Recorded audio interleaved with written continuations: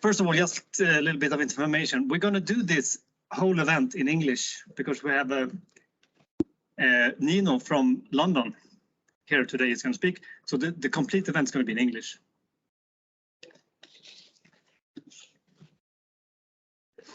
A couple of weeks ago, during my kids' reading break, they don't read, but they call it reading break. Maybe you have to turn off the. Try again. Yeah. Anyway, we were on vacation with the family on the reading break, and we were out walking, and we saw this dog. He made kind of a funny flip. He fell down and got up again. It was quite funny. We all started laughing. And when I looked at my daughter, she went like this. And I was like, what are you doing, Felicia? She tried to restart the video. Like it was on YouTube. So two things struck me. One, I need to do something with that screen time. And number two, the future is going to be digital for sure. Welcome here, everybody. My name is Stefan, and for you who haven't met me before, I'm the CEO of Contica, and I'm utterly responsible for that wonderful team that you see here in the back. When I started building integrations back in 2004, Bitstock server was the brand new red Ferrari. And the first years, my first projects was all about repairing and rebuilding integrations built in the 80s and the 90s, because back then you wanted to make integrations, or the common pattern was point to point. So you wanted to build them like this. And this built a technical debt for companies, which they had to pay off years later. But I'm not going to talk about technical platforms, because I think that everyone here knows that Microsoft has the superior one, right? But what do we do as system integrators? We build solutions, right? We build solutions within the framework of an integration architecture, but with the sole purpose of supporting organizations and making organizations better. What we want to do, we want to be, the architecture should be some kind of an enabler, not a disabler for organizations. And what I mean by that is that an integration architecture should enable companies to fast or to quickly change their technical platform to meet new market demands. That's what an integration architecture should do. If we go back to the pandemic, what happened with the last mile deliveries? It grew like exponentially during the pandemic because people didn't want to go and pick up their package. They wanted the package to be sent to their door. And if you were a company selling stuff, you needed to adapt to that reality fast. But what we do today is basically the same as I did when I started. The focus is the same. We want to build integrations that are scalable, maintainable, reusable, adaptable, and loosely coupled. But nowadays we do it in the cloud. But it doesn't matter if we do it with AWS or Google or Azure or whatever. You can still mess it up, right? If you use the wrong services or if you put the pieces together in the wrong order, you're not going to build a good integration. And that's the mission we have within Contica. We want to talk about this. We want to talk about integrations. We want to inspire, we want to educate, and we want to highlight the importance of good integration practice. And that's why we organize these kind of events. And that's why we are meeting students at different schools basically every month to talk about the not so sexy area, system integration. So yeah, is it front end? No, it's not front end. But we believe it's important. It's important because you need to know how you handle your information. You need to know, you need to have a strategy to handle your information. Otherwise, your digitalization process is not going to be a successful one. And it starts with good integration practice. That's where you start.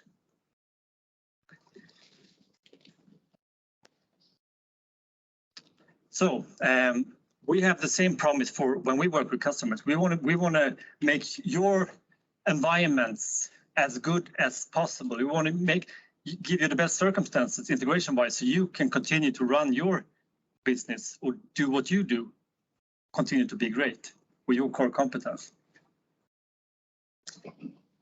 Once again, welcome here, and thank you for coming all, and especially thank you to Nino Crudele. Where there? Hi, Nino. Crudele. It means a really nice person in English, right? You came from London, and we have Mattias Lögdberg, took the train down from Gävle, and we have the team from Nodinite from Karlstad. You came by car. And last but not least, our rising star Simon Stender took the bus from Mölnlycke. So I hope that we will inspire you today, that you will learn something new. And I'm sure that you're going to wake up tomorrow and feel that you're a little bit smarter than you were today. I double booked my calendar, unfortunately, so I have to go like 4:30 today. So I hope I get to talk to you a little bit. I need to get the kids. I need to hide the iPads. But I'm going to leave you in great hands with my colleague here. He's going to be your conferencier today. So take it away, Batman. Internal jokes. Thank you. Yeah. Yes, and I'm just going to start actually with some practical information and some rules. First of all, the first rule was to applaud everyone leaving the stage and applaud everyone coming to the stage. So we're applauding Stefan who left. And when I came in, you... Thank you. Thank you so much. Yeah. So we build a good energy today. And speaking of energy, we have a lot of breaks, of course. At the different breaks, we will have, the first break will be coffee and fruit. The second break will be snittar. Sorry, Nino. It's food. And bubbel. The third break would be some candy, etc. I'm not sure what etc. means. And the last break, or the mingle, will be with the more beverages. So that's the breaks. And this location here, we can say it's like the office is a square. You can see you can walk around. So if you get lost, just keep on going and you will get back here again. So don't do any stairs. Just keep on the same floor. And if you get lost, just keep on going. So you will come back here. In every corner of it, it's toilets. Another practical information. Talked about food and beverage. So now it's actually the safety. In every corridor here, we have the emergency exits. In every corner of the office, we have the fire extinguishers. In the reception you saw over there, we have this heart rate, how do you say? I don't know, heart starter, I guess. So that's the safety. Yeah. And actually, I just want to pick up from one point you actually mentioned, because I was at a school this week talking to a new program, an introduction course, where they're actually going to educate system integrators. And I know that the effort we have been doing at that school is a part of that. So they didn't have this school before, but now they do, because we've been there. So I'm proud that we're out on a mission to educate people about system integration. In that part, it's educating new people about what integration is. And actually the question was from someone in the introductory course saying, so when I'm done, what cool website will I build? And I said the same thing, 0 websites. So it's important to be clear about it in the beginning. So, but here today we have all people that actually knows about system integration, and that's the second part of our mission, is to actually educate everyone, actually educate ourselves, and you being here, customers and other parties in this. So with that said, our first speaker is Michael Olsson from Nodinite. We're going to talk about monitoring your system integrations. And one fun fact about Michael, for you who don't know, is that he has been in Bäst i Sverige for Best Man Cave. So big applause.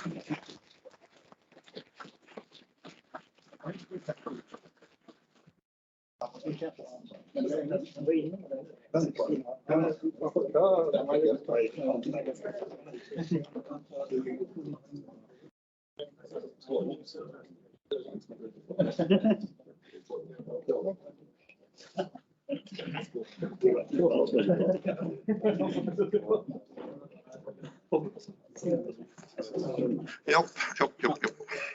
Och så ska vi dela lite skärm. Dra i den där. Säkerhetsgrej.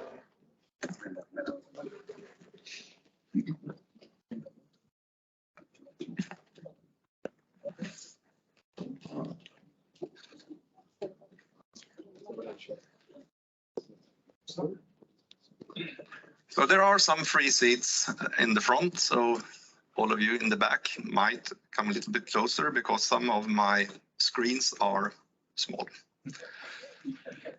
I'm going to do 57 PowerPoint slides, 3 hands-on demos, and 30 minutes. So let's go, right? My name is Michael Olsson. I'm the CEO of Nodinite, and I'm here to talk to you today about how to take control of your order flows. I'm going to emphasize on the business side. I'm not going to be that techie today. So we're not going to, be in Visual Studio or something like that. Let's see.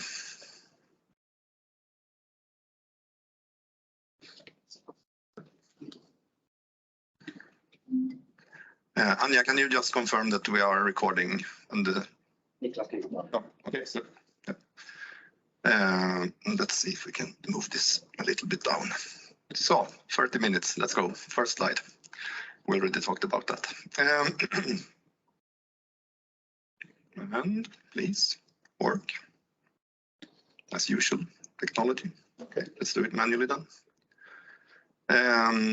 So imagine you're at the business side.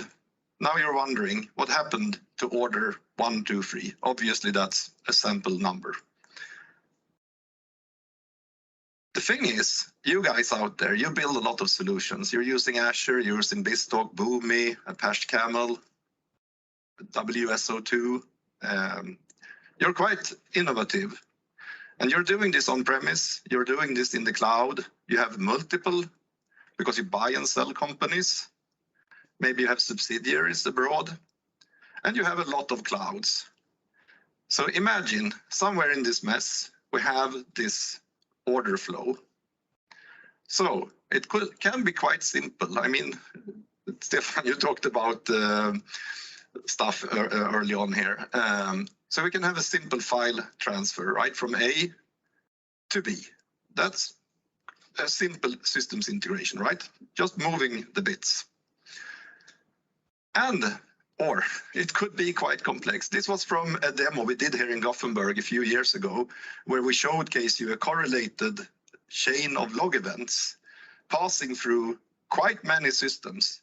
Today, we added support for ghost nodes, for Boomi, for WSO2, and so on. So if I were to do this demo today, I would need more icons, right? More space. So back to the mission here. So on one hand, we have the technology, and on the other side, we have the business. And the tech guys usually work at the IT department or your consultants.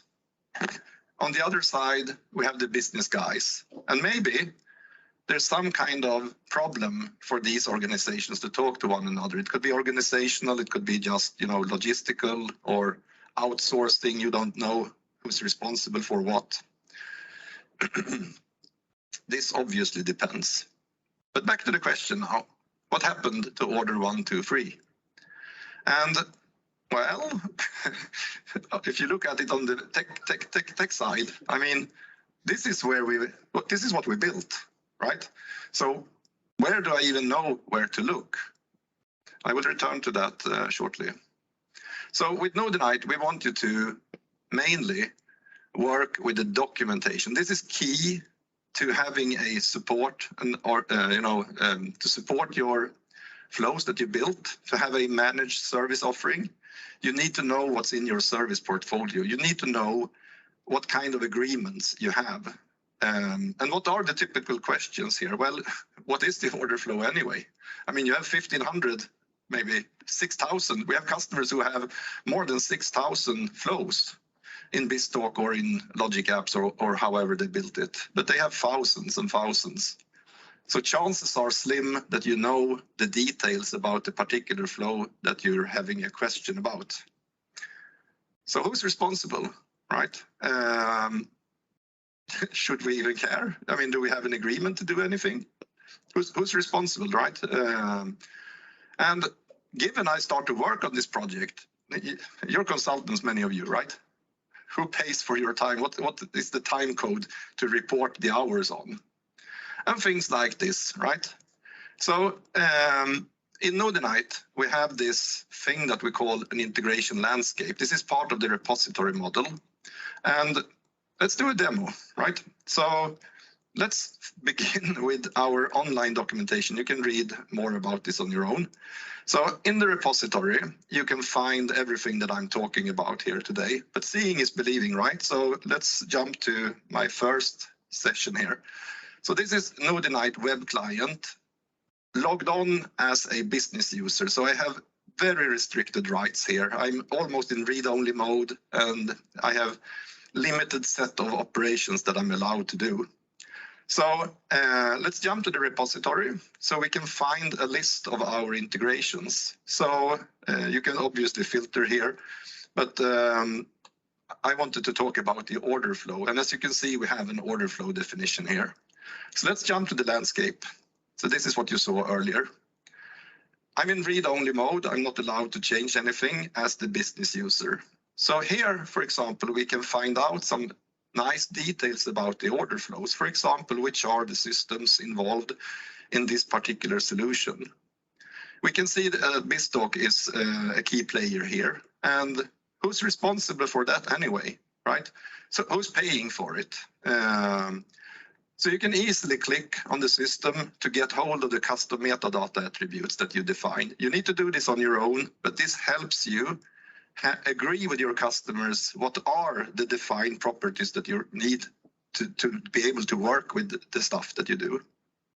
Also, if you wanted to replace BizTalk with, for example, functions or something like that, you would need to rewrite 5 integrations. Let's return to those 5 shortly. On this page also, let's see who's responsible for the warehouse then. So it's obviously Robin. Robin, where are you? Oh, you're to blame. There's a problem with the warehouse. Anyway, also, obviously, we have more details here. So this is a sample of a documentation page for the order flow. And here are some examples using Markdown. You can add mermaid diagrams. So this is not an image, this is a coded diagram. We use it heavily in our documentation. So why don't you use it as well? Right? You can upload images, you can upload your VCU drawings, your Word documents, whatever, images, whatever you need, the resources you need to work with the integration flow. And here we can also see that the cost center to report our time is B123. Our SLA level is gold, so we should probably attend to this problem right away. The last thing I wanted to show you early on here is let's jump to the systems. So I have a bunch of systems. Over time, we will have all our systems that we integrate with in this list. And we were talking about replacing BizTalk with functions. So which were those 5 integrations anyway? So it's quite easy for you to jump further and look in the landscape, how do those specific things, how are they built, and so on. This helps you. Actually, it helps you with the cost. If you want to estimate the cost to replace BizTalk, you know the service portfolio, you know the work. This could be quite costly otherwise to find out. So back to PowerPoint. We got all the answers to the questions I stated earlier in this short demo. Let's continue.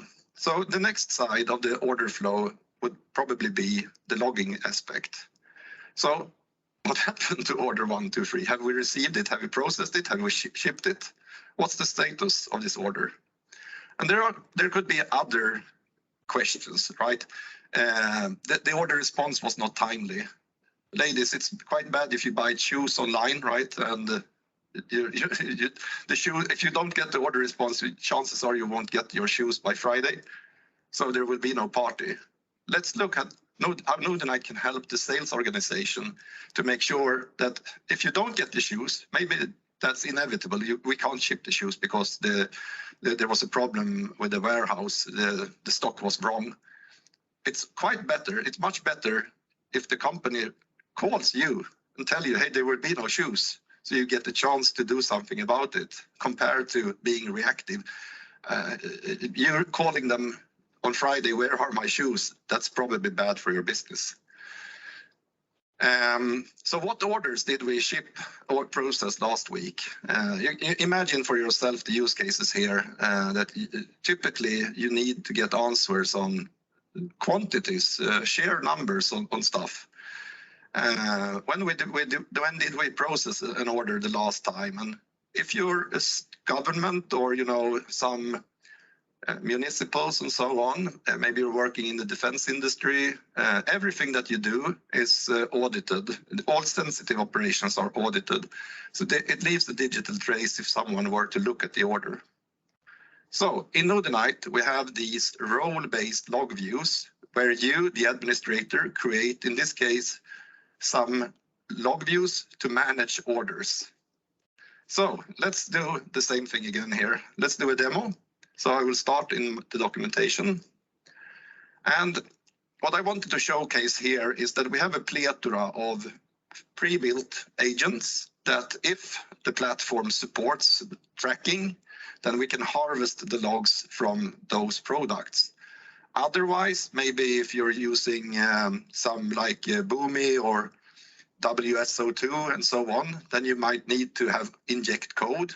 Our competitors are quite keen on giving you pipeline components or connectors, which will hard code your solution to their products.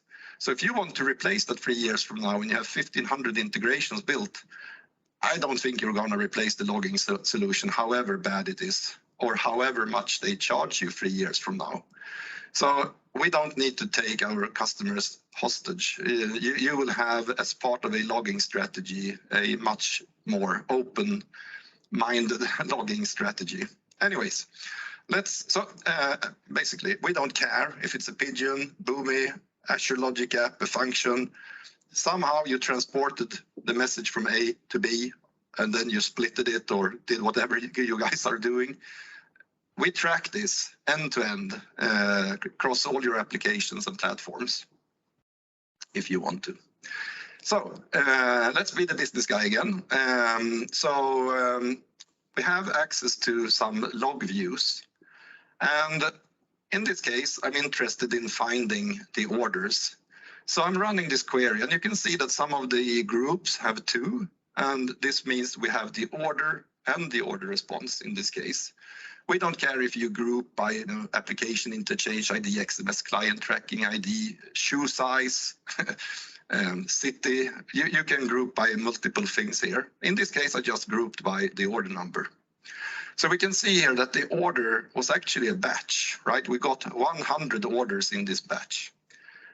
The business guy might not be qualified to look at the message as it was sent on the wire. So in this case, we prepared a style sheet to present the batch for the end user in a much more user-friendly way. So with this self-service enabled thing, I can find out if we have processed order 1, 2, 3 or not. When was the last order processed and so on. And here you can see someone who knows where Vejbystrand is. Okay, okay. So we can actually use the links here to go further. This is obviously quite stupid, but there is a point here. Look, you all seen these GUIDs, right? Or 15-digit order numbers. What do? You copy, you paste, you log into the ERP system, whatever. In Nodinite, you would simply expand this button, and then we will showcase you in this case, the order numbers. So you can jump further to your transport booking, the warehouse, the logistics, whatever you have. Or maybe the cities come back. I have another search field link here. So Almeboda, anyone? Not sure. So you get the point, I hope, that you can quite easily navigate further, because chances are you need to go to the ERP system or whatever to do what you need to do.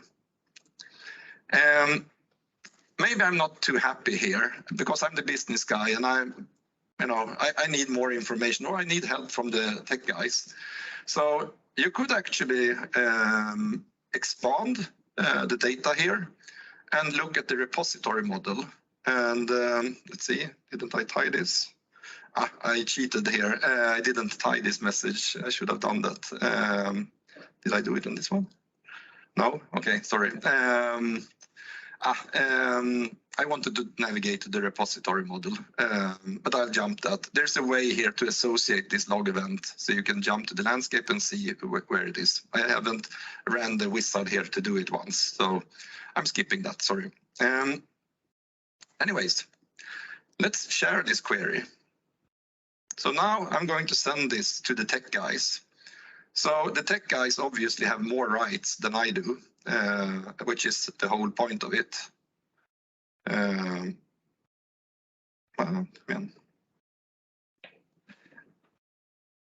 So now I can paste this query. So if I searched for, orders with city length larger than 14 characters, with a net amount more than $100 or whatever, it would run the same query. But this user, maybe this is Ahmed at Contica then, he has more rights. So he could actually look at the message as it was seen on the wire. So in this case, it was an XML message. But the business guys saw it as a style sheet, as a HTML. We support Liquid for JSON and XSLT for this. So I think we have time to shortly jump to the auditing here. What if I wanted to know who has been looking at this order? So in Nodinite, all sensitive operations are audited. So I just wanted to show you that since the demo user looked at the message and maybe did stuff, then you can easily find out who did what when it comes to the sensitive data that you have logged. That concludes my logging session. We got all the answers to the questions I had before, mostly at least. Maybe the landscape thing didn't work there as I intended. Actually, I didn't show that. I will do that. A nice feature here in Nodinite is that you can download the messages. Maybe you have the need to reprocess. That's actually we've saved a lot of partners. They messed up. So they deployed this new solution on Friday afternoon, and it didn't work during the weekend. We have the transactions as they were. So this means you can easily download these messages again, right? As a zip file maybe, or maybe you want to resend them, you can do that through Nodinite. Obviously, you will need from time to time to help us, because maybe this is an API with a client set. So then maybe you need to jump over a webhook to do the reprocessing, but it's very much possible to do. How am I on the time? 10 minutes. 10 minutes, det är bra. So let's look at monitoring aspect. So the business user, obviously there's something that is stopped. Can I restart it myself? I need to get an alert if the order response is more than 10 minutes late, because I need to call the customer telling them that they will not get their shoes or whatever it is. But maybe Ahmed, he wants to know who started that receive location. It shouldn't have been started. You can get an alert if it's in the wrong state. Is the order flow okay? I'm curious. But what if you're stockpiling? This is essentially one of the most important features of Nodinite. If you're stockpiling orders on SFTP or a queue, RabbitMQ, Service Bus Queue, Topic, whatever, that's probably bad for your business. So we want to help you get alerts if you are stockpiling messages. So in Nodinite, you will create haystacks. These are the monitor views. Again, they're role-based. So we can grant the target audience self-service access to the resources that you share with them, with the intended rights, obviously, to do whatever you want them to be able to do. So again, let's do a demo. So I will jump to the documentation again. And if we look at the monitoring side, we really have an outstanding product. With a fixed price, you get all the monitoring for all your applications, your integration platforms. We don't care how many users you are, how many servers you have. And really, this is the BizTalk thing. This is the Nodinite thing, right?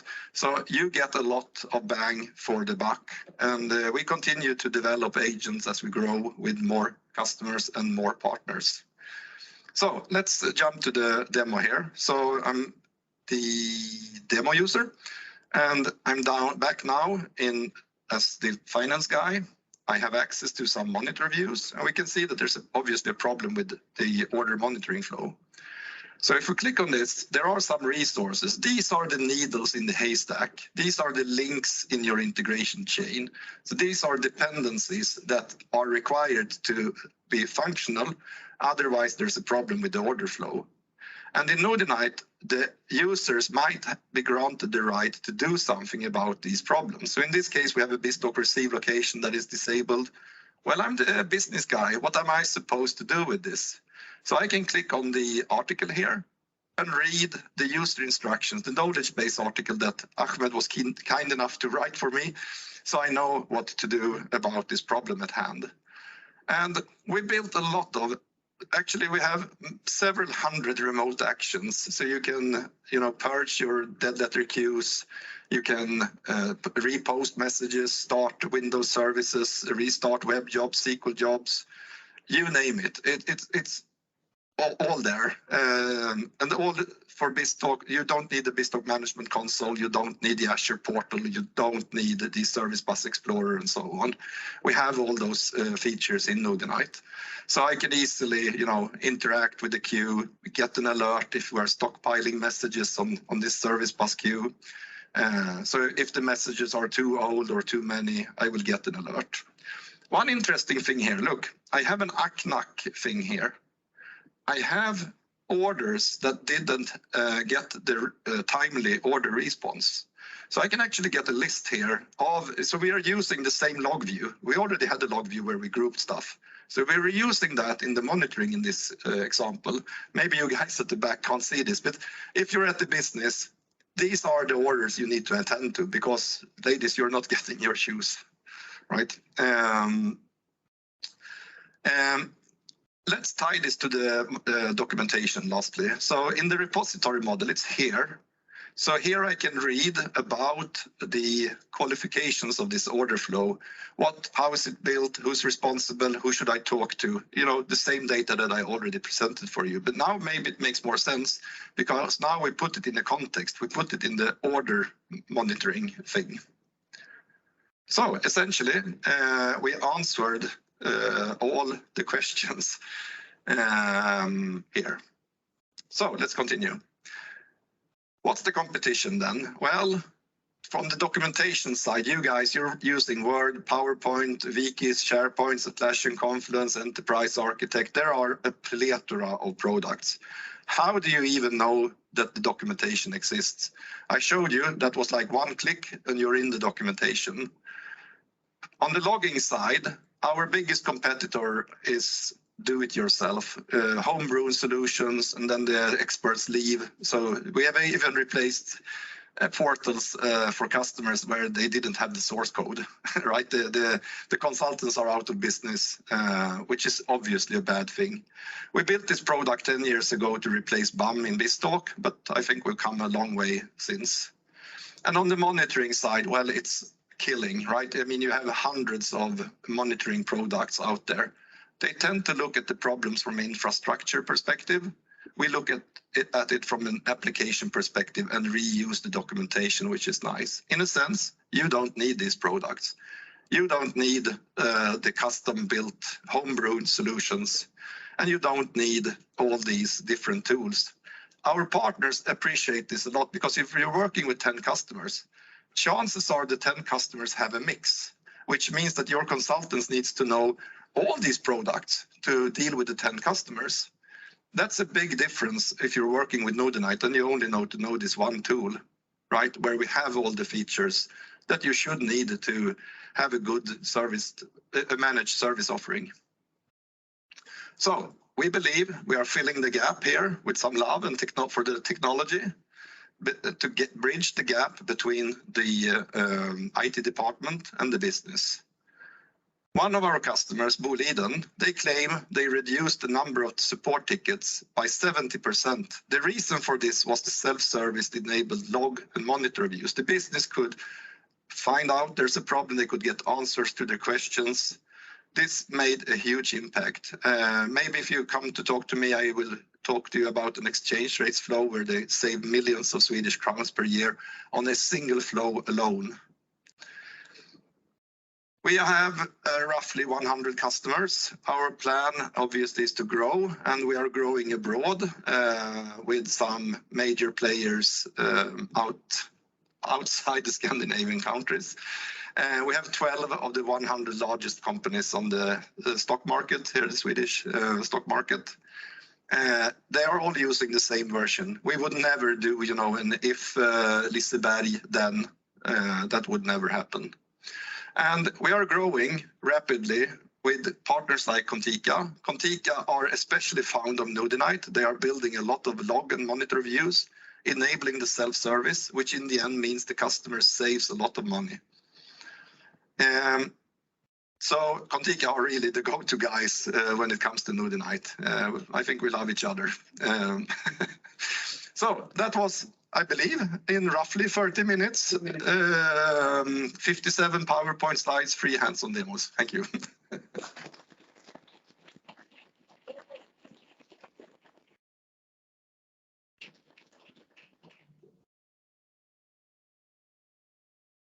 Thank you, Michael. And we also love you guys. So, of course, we brought a present. So thank you so much, Michael, for being here. Thank you. All right, I promised some coffee breaks. So now we have such occasion. 17 minutes of coffee and sweets and fruits in the back.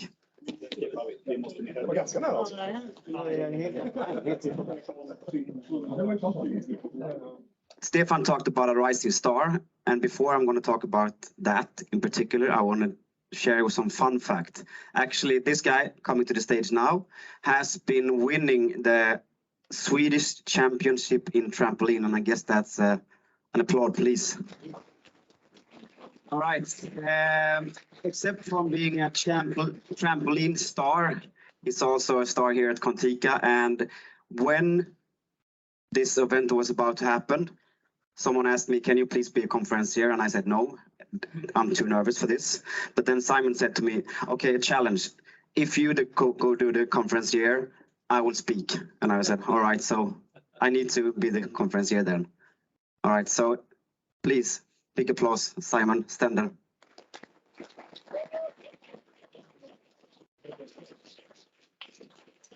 Thank you, Robin, for the introduction, and hello, everyone.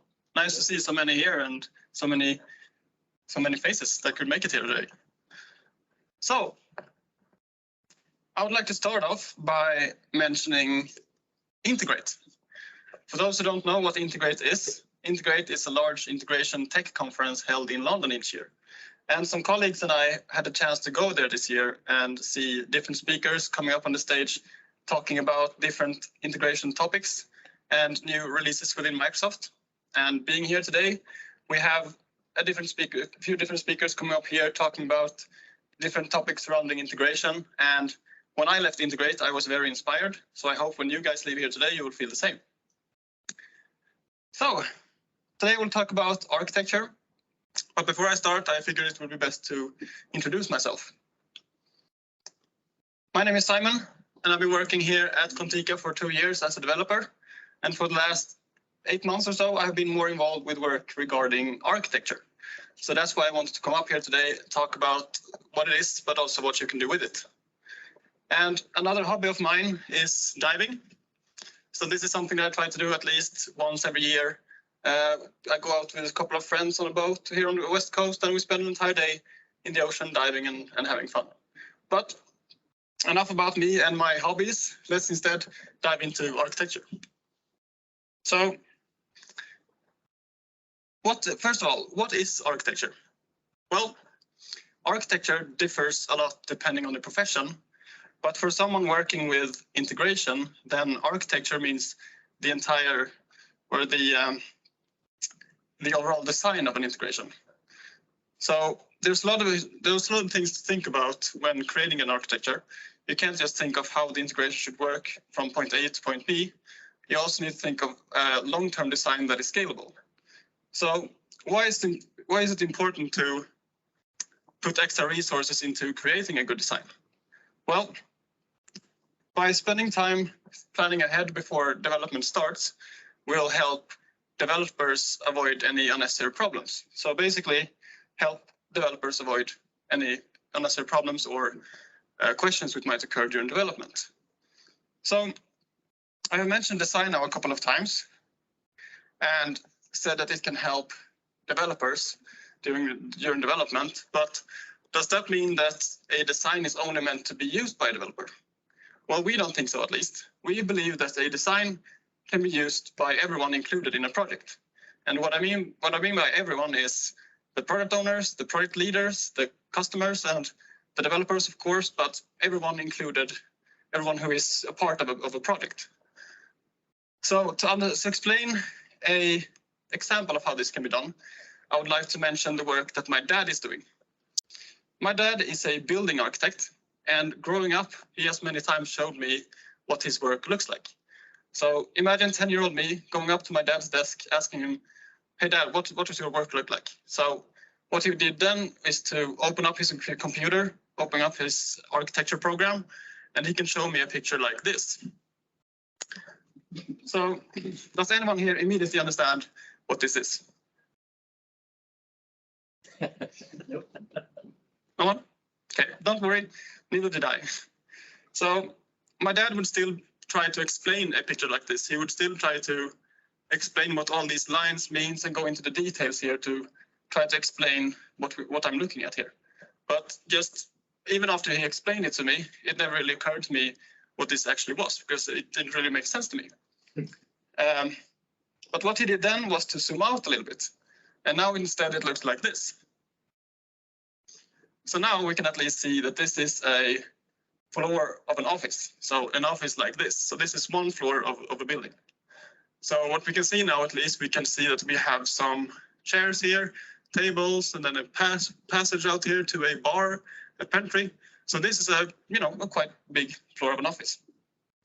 And the zoomed in part that I showed in the first picture is this part here. So for someone like us that don't really know the details of these construction designs, it can be very hard to understand the specific or the details and understand what we're actually looking at. But for someone like my dad, who is a construction designer and works with these types of designs every day, then he knows exactly what all these details mean, and he can go into details to zoom in and explain everything that goes on in there. So I would like to use the same principle when it comes to working with integration, that a developer might be more interested in the zoomed in areas where there's more details, while someone like a product owner or project leader would be more interested in zooming out and looking at the bigger picture, to understand the overview of a project. So to illustrate this, I would like to show you, begin by showing a low-level design. So this is a low-level design that I created for the sake of this presentation. And if I'm just gonna explain this design quickly, then we have a source system here on the left that this logic app maybe picks up some form of file or some information. Then this being sent to the second logic app, which does some archiving and some transformation. And then we have this box here explaining that the resources inside this box is a part of a claim check pattern. So by grouping up resources like this, we can explain if we are using patterns or other type of techniques like this. So in this case, we have a claim check pattern to handle larger files being sent through a service bus. And then this information is being sent to the third logic app, which maybe fetch some additional information from API before transforming it to final time and then sending it to the target system. So for a developer that knows these icons, that understands, that can read this design, this makes sense. For them, this is clear and they understand what needs to be done. So the value of having a low-level design is for the developers to visualize the work that they are doing, to visualize and get an understanding of what needs to be implemented. But to go back to the principle of my dad's construction designs, then this is the equivalent to the zoomed-in part that I showed. So here we have more details directed to the developer, but if I were to zoom out a little bit, then we would have a high-level design instead. So this could look something like this. So in the high-level design, if we're just going to go through this is a high-level design that I created for the sake of this presentation also. But in here, we don't really show any details of the actual resources. Instead, we go more into showing the process of the entire project. So in this case, we have an employee who's being hired at the company. So whenever this employee is being hired, then information of this employee is added to a user database, which is then being processed by or handled by a database API. Then this information is being sent using a low-level design to maybe an access zone system or an employee messaging system. So by looking at this design, we can get a more clear view of everything that's going on. So what happens when an employee is being employed until, which systems they are being assigned to. So the low-level design here in the middle, this is where the details are hidden. So behind this is a low-level design such as the one I showed earlier, this one. But instead of going into details, we just explain that in this box is where we have some details, but we don't really go further. Instead, we focus on explaining the entirety of the project here. So the value here is to understand the entirety of the project instead of going into details, and for whoever is reading this design to understand the entirety of the project. So the customer who is using this system, they just want their employees that have been employed they just want the system to work, right? They want their employees to get access to the access zone system or the messaging system. They don't really care about what happens in the background. But let's say that they wanted to know more. They wanted to know exactly what's going on in the background. Then they can use a high-level design like this to understand more in details of how this actually is, how the employees actually get access to the access zone system or the messaging system. So having a high-level design like this can also be a nice way for developers that maybe want to know more about the entirety of the project, because sometimes developers, they only read the low-level design where they focus on the details, but they want to know more. They want to know, where does my order come, or file that I process, where does it come from and where does it end up? So by having a high-level design like this can also be a way for developers to know more and to broaden their view of the project. So I would also like to go into a few tips and tricks when it comes to creating these type of designs. So first of all, I believe that communication is really important if we have multiple solution architects in the company, because creating designs can be very, can differ a lot depending on who's doing them, because everyone has their own style and their own way of creating designs. So for example, the designs that I created for this demo, if someone else were to create the exact same designs, then they will probably look very different. But if the solution architects in the company have better communication and trying to come up with a standard when it comes to creating this type of designs, then we can at least try to have similar designs throughout the company. So an example where this can be good, if is if we have two teams in a company with a couple of developers in each team and a solution architect in each team. And if we have one developer from one team switching to the other team, and they instantly recognizes the designs that are being created there because they look similar to what they have seen before, then this will be easier for them to get into the work that this new team is doing. Another thing that also can be very good to have when it comes to standards is naming standards.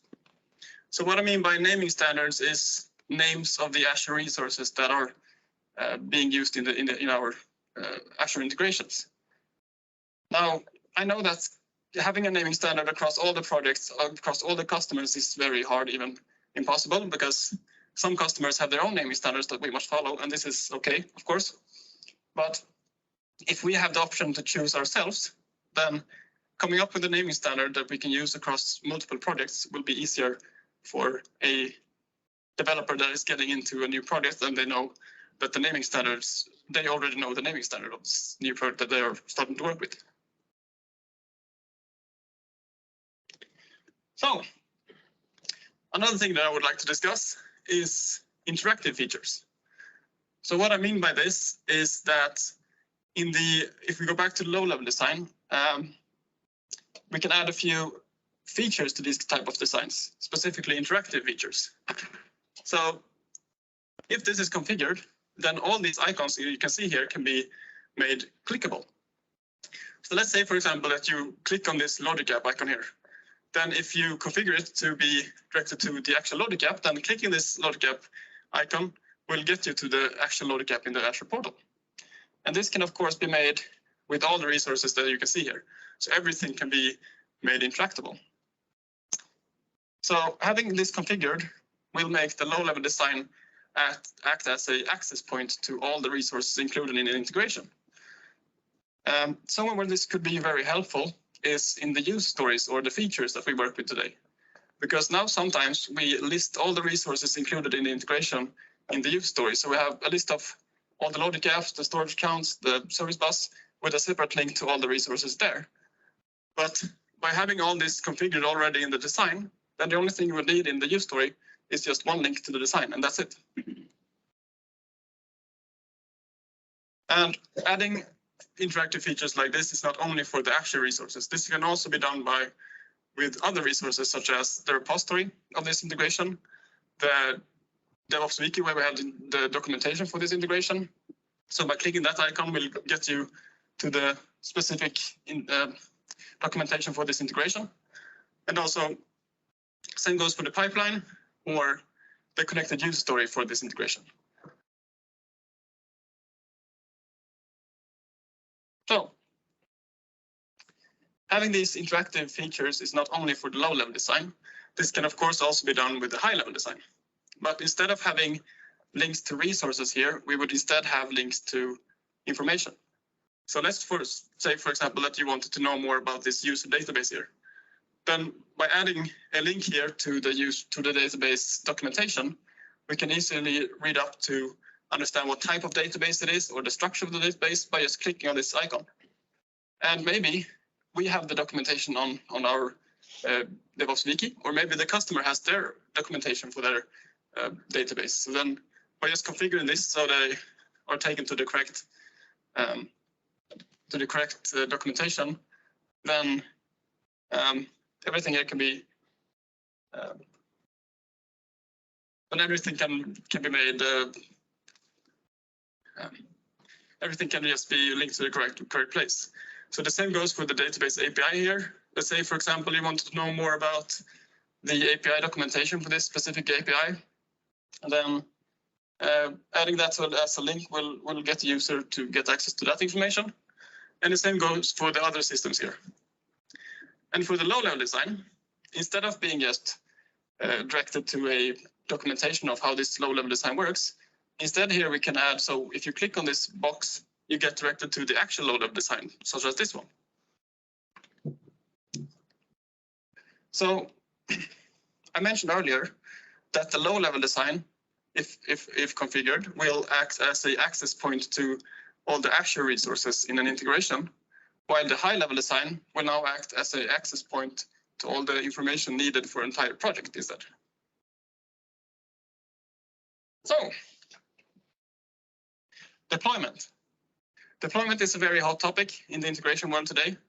I mentioned integrate in the beginning, and while we were there, well, many people who talked about this, talked about deployment, and this is something that we have also talked about a lot internally. So, and we have come up with a standard now here at Contica that we will have everything deployed automatically. And what I mean by that is that all the resources in our integrations should be created automatically using a pipeline. By having this standard used, we can enable the production environment to be read-only. So let's say, for example, that we have a case of something going wrong in production, and maybe the easiest way here is to just go in and manually change something because it's the fastest way to do this.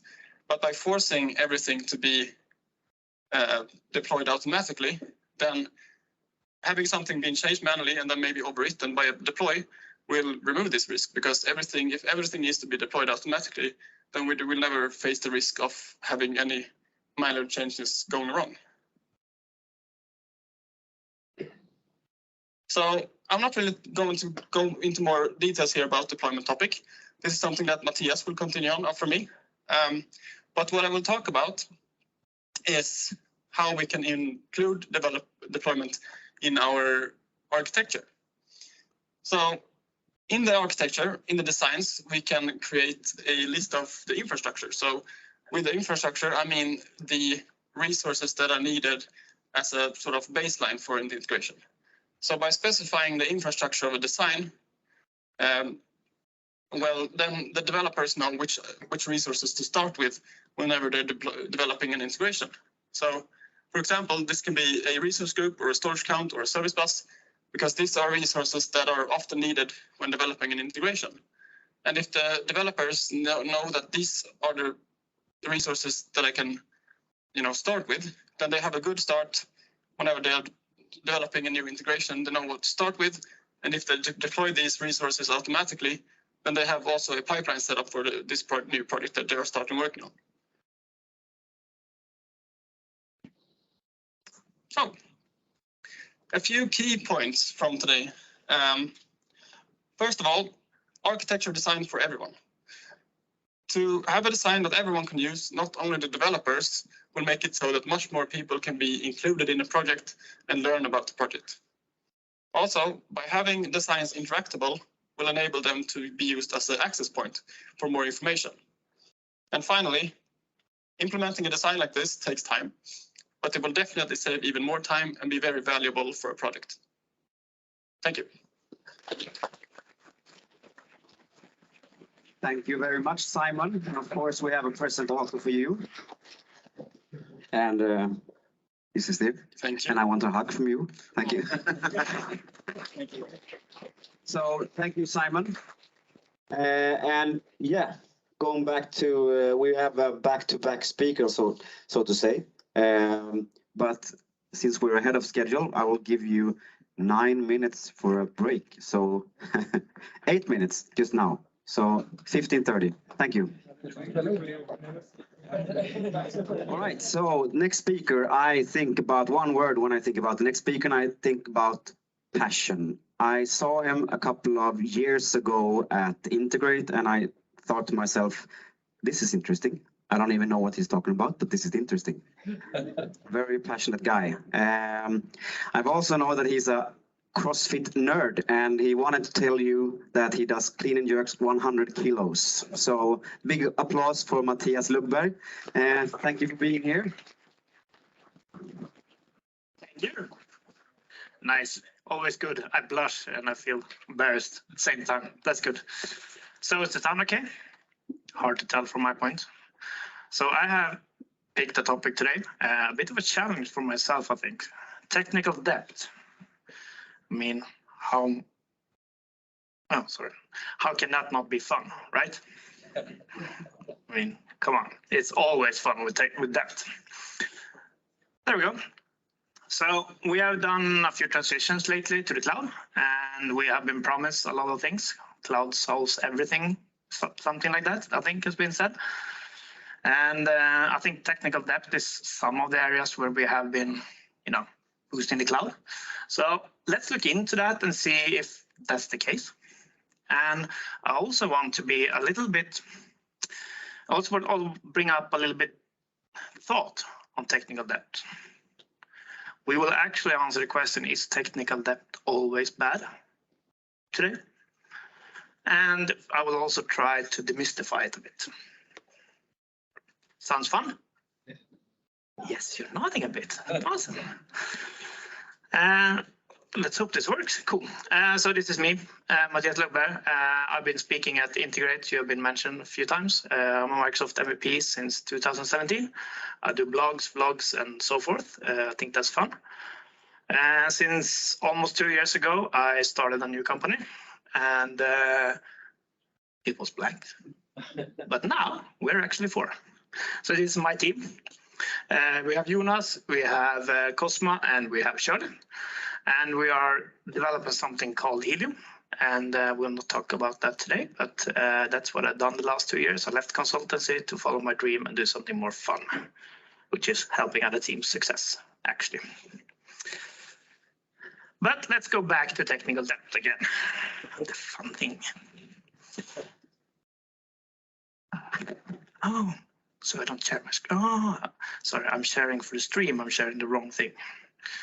I wonder how I do that. Let's go ahead and just share again. There we go. Stop sharing. Share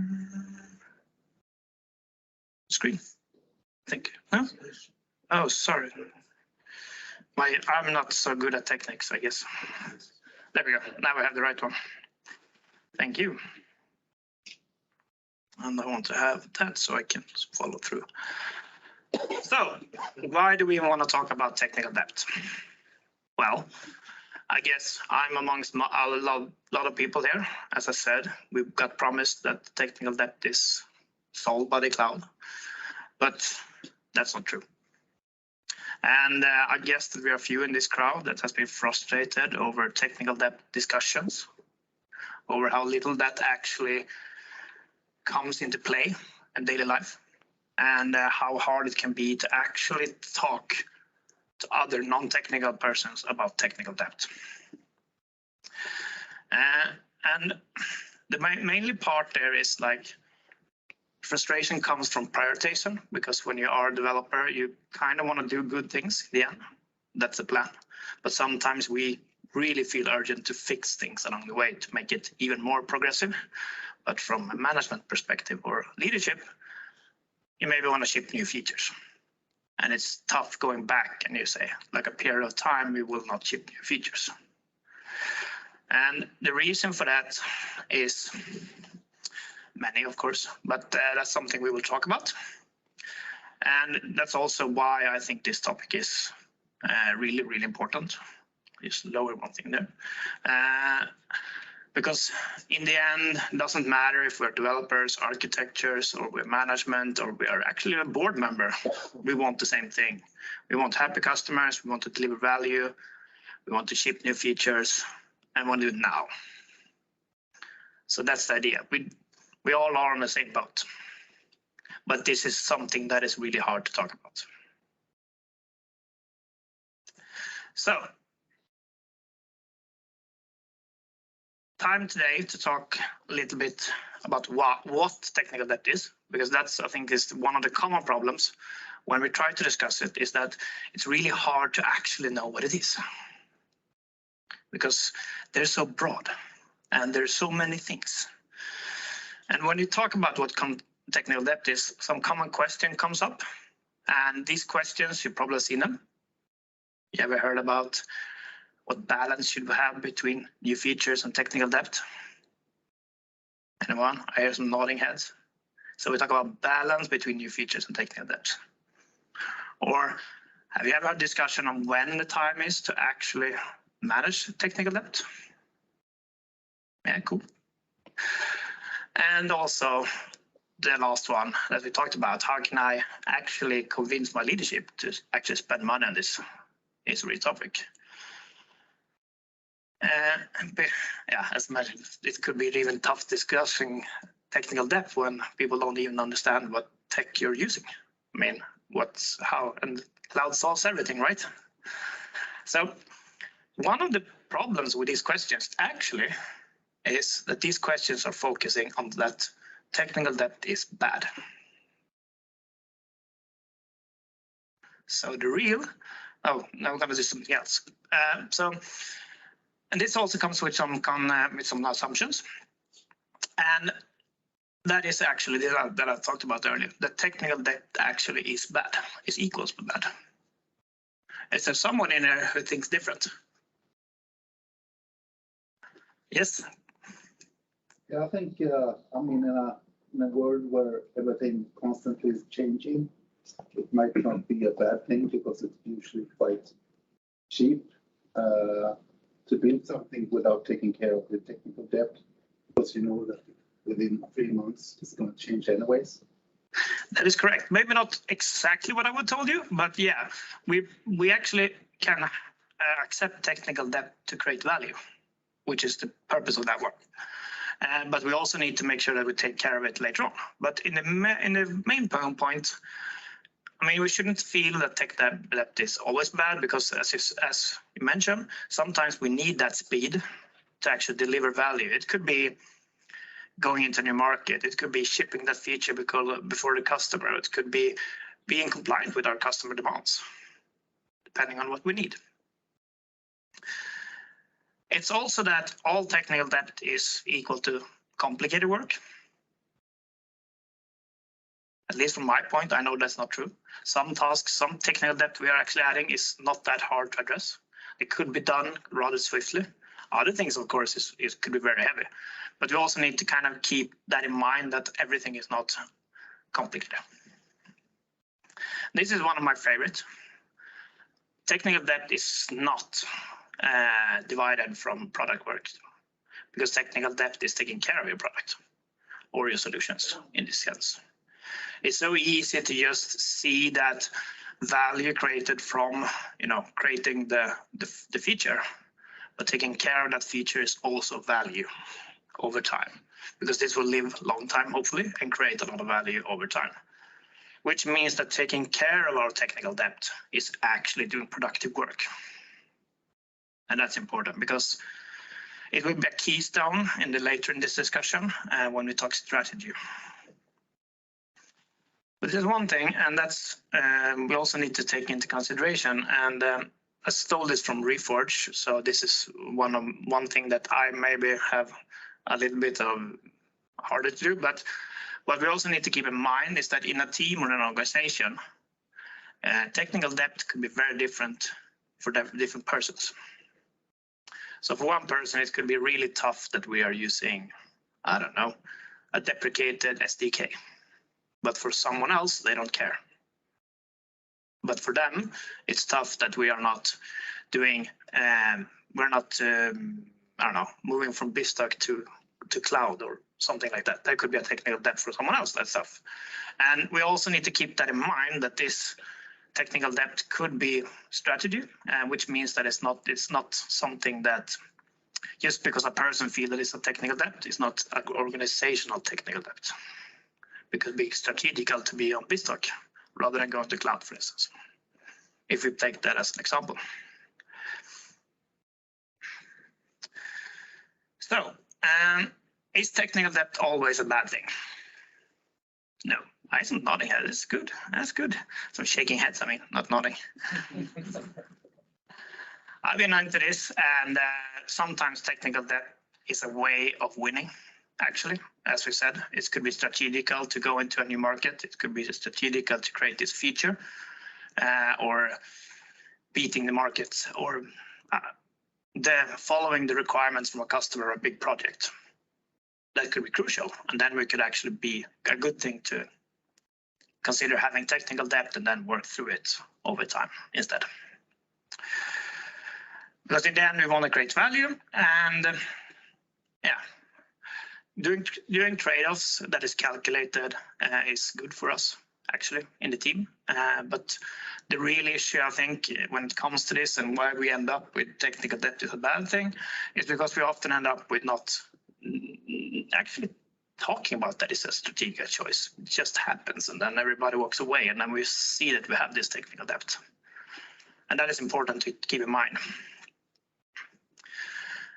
Because in the end, this could be a strategical thing to be building things faster or creating a value that's needed or experimental or something, and then we need to take care of it.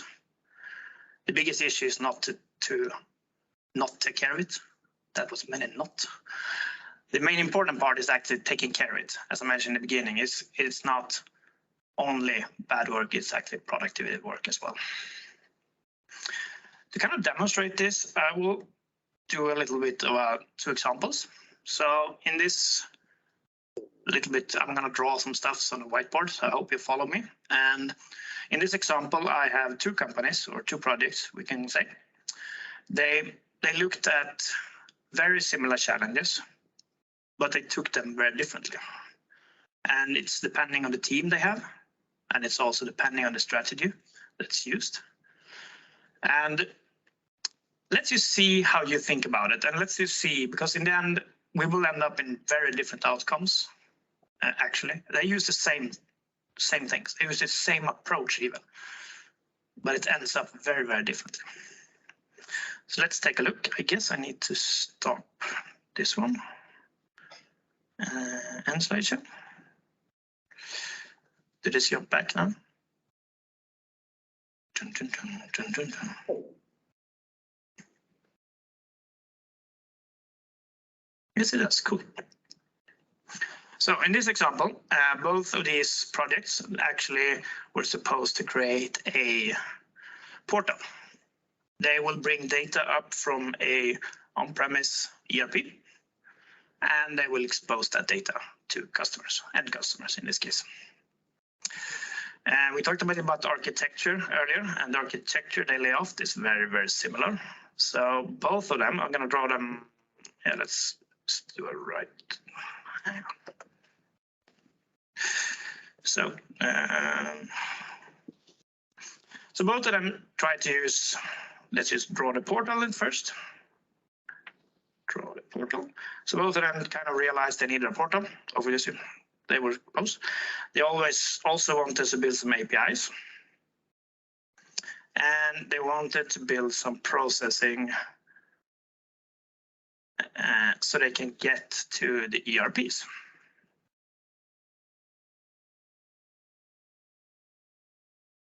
So from a higher level architecture view, they were very, very similar. There's nothing strange here. Different data, different ERPs, of course, different teams and so forth. And also from our organizational wise, both of these actually had their own team doing this one. And they had their own team doing the integration. Could be interesting, just so you know that there's nothing actually differing. And let's draw that. So this is the case. Both of them needed to get data, which means they needed to get data back and forth, all the way down to the ERPs.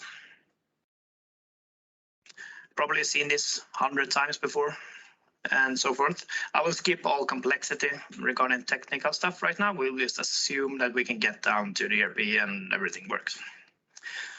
But let's put reuse red for this team. So this is team red. And let's use, is that blue? Team rainbow, apparently. So team red they had a really strong, what do you call it, service owner or product owner. They're a really strong one of those that actually had a vision for what they wanted to achieve. They said very early that the important part for us is focusing on building a good API endpoint.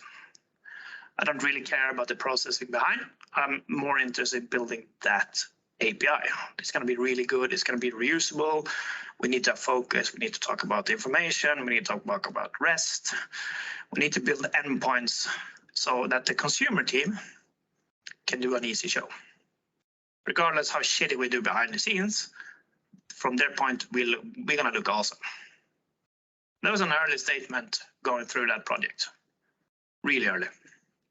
So more focus was actually to spend a lot of time doing planning and taking forth like URL strategies, documentation on the information models, thinking through what APIs is needed, in what order they should be used, and so forth.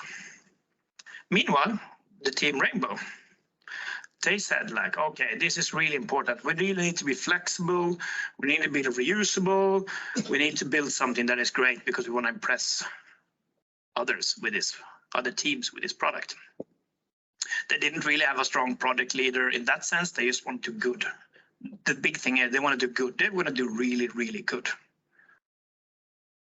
They put their focus on the process layer, because that was the important part. That was where all the logic happened. That was where everything needed to be, and they needed to build a really good one there so they could be flexible for the next project and next project and next project. That was really important. Time went on, obviously. Team Rainbow, they built really, state-of-the-art stuff. If you've heard of process layer, API layer, and system layers, they did everything by the book. Architecture-wise, it was awesome. But from an API endpoint, they kind of did it with left hand. Red team, they focus, as I said, very lot on the APIs endpoints to build the URLs and the documentation. So the team that's used their endpoints were really happy. They were really much into the game and went on. They were really, really shitty on the process layers from time to time and had a lot of problems during the project, from everything from stability to functionality to so forth. So what happened in the end? So when these two projects finished, because they did, they built the portal, they shipped the portal as well, both of them, and everything was up and running. Anyone want to take a guess which one of these two survived 1 year later? Someone else? You want to? We got one. Do we have anyone else in the room? I'm going to talk.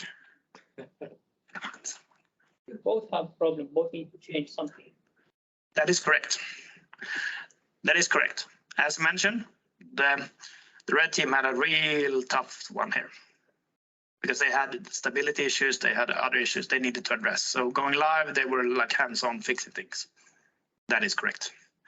The process team, on the other hand, or the Rainbow team, I would say, actually didn't go so well.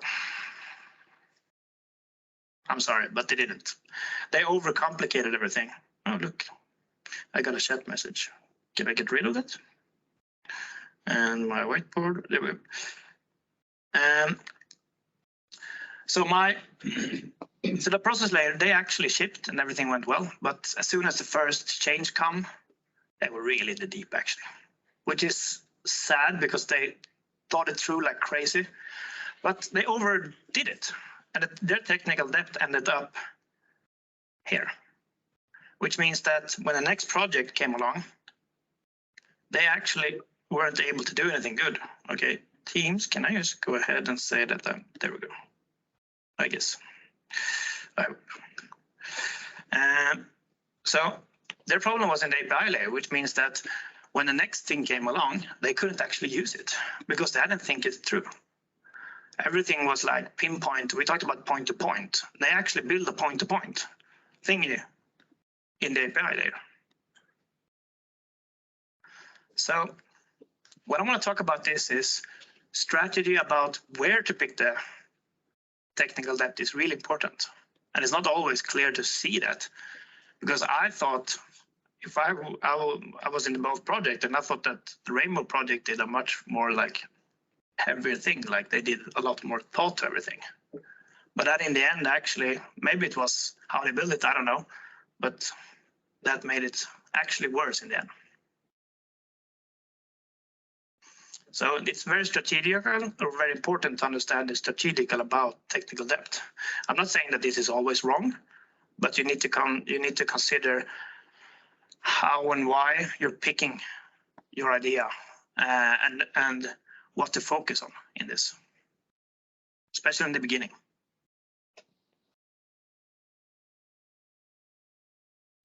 So let's see if I share this one again, see if it jumps up. There we go. As mentioned, completely different outcomes, same thing. They treated things differently and they made things in a different approach. And is there anyone who have a thought on this from the audience?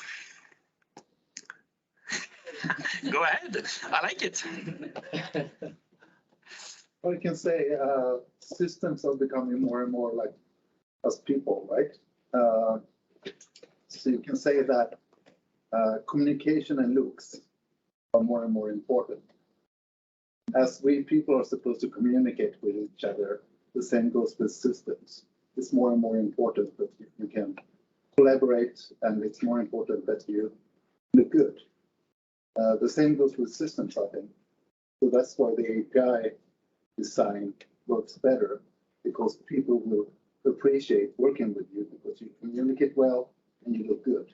Yeah, that's a good summary. Yeah, good. I find it extremely strange to focus on one part. You have to have use cases and get one thing working from end to end. That's when you start to add value to build one component, even if it's API or the process that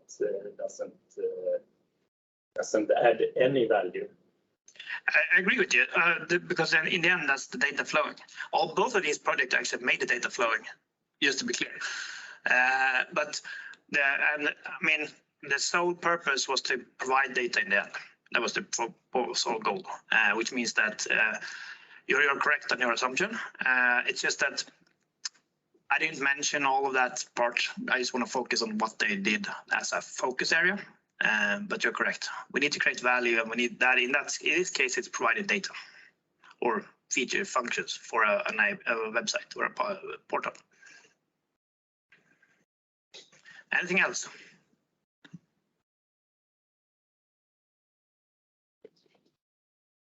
I just want to add something, and even if I can be a little bit harsh when I talk about this, I just want to add that both teams wanted to do good. They wanted to do something awesome in the end, and they performed well under circumstances.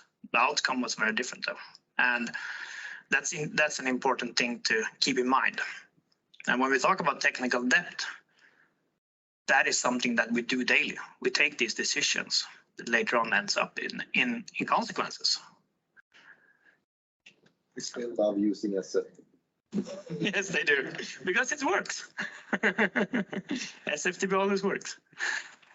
So let's just, I brought tons of a big topic on you. So let's just break it down a bit. And I think if we're going to look forward into later on, I think talking about technical debt is crucial to have like different categories or something to have group them, because technical debt is a very, very wide area. I mean, it's everything from some stability to security to functionality to updates in the end. So these categories we will use, we'll show them really quick. I will show them later. You're not gonna get stuck on those because it's a nice one. So the first one is maintenance debt. This is maybe one of them from an integration perspective. I think this is one of those things that we need to keep in mind always.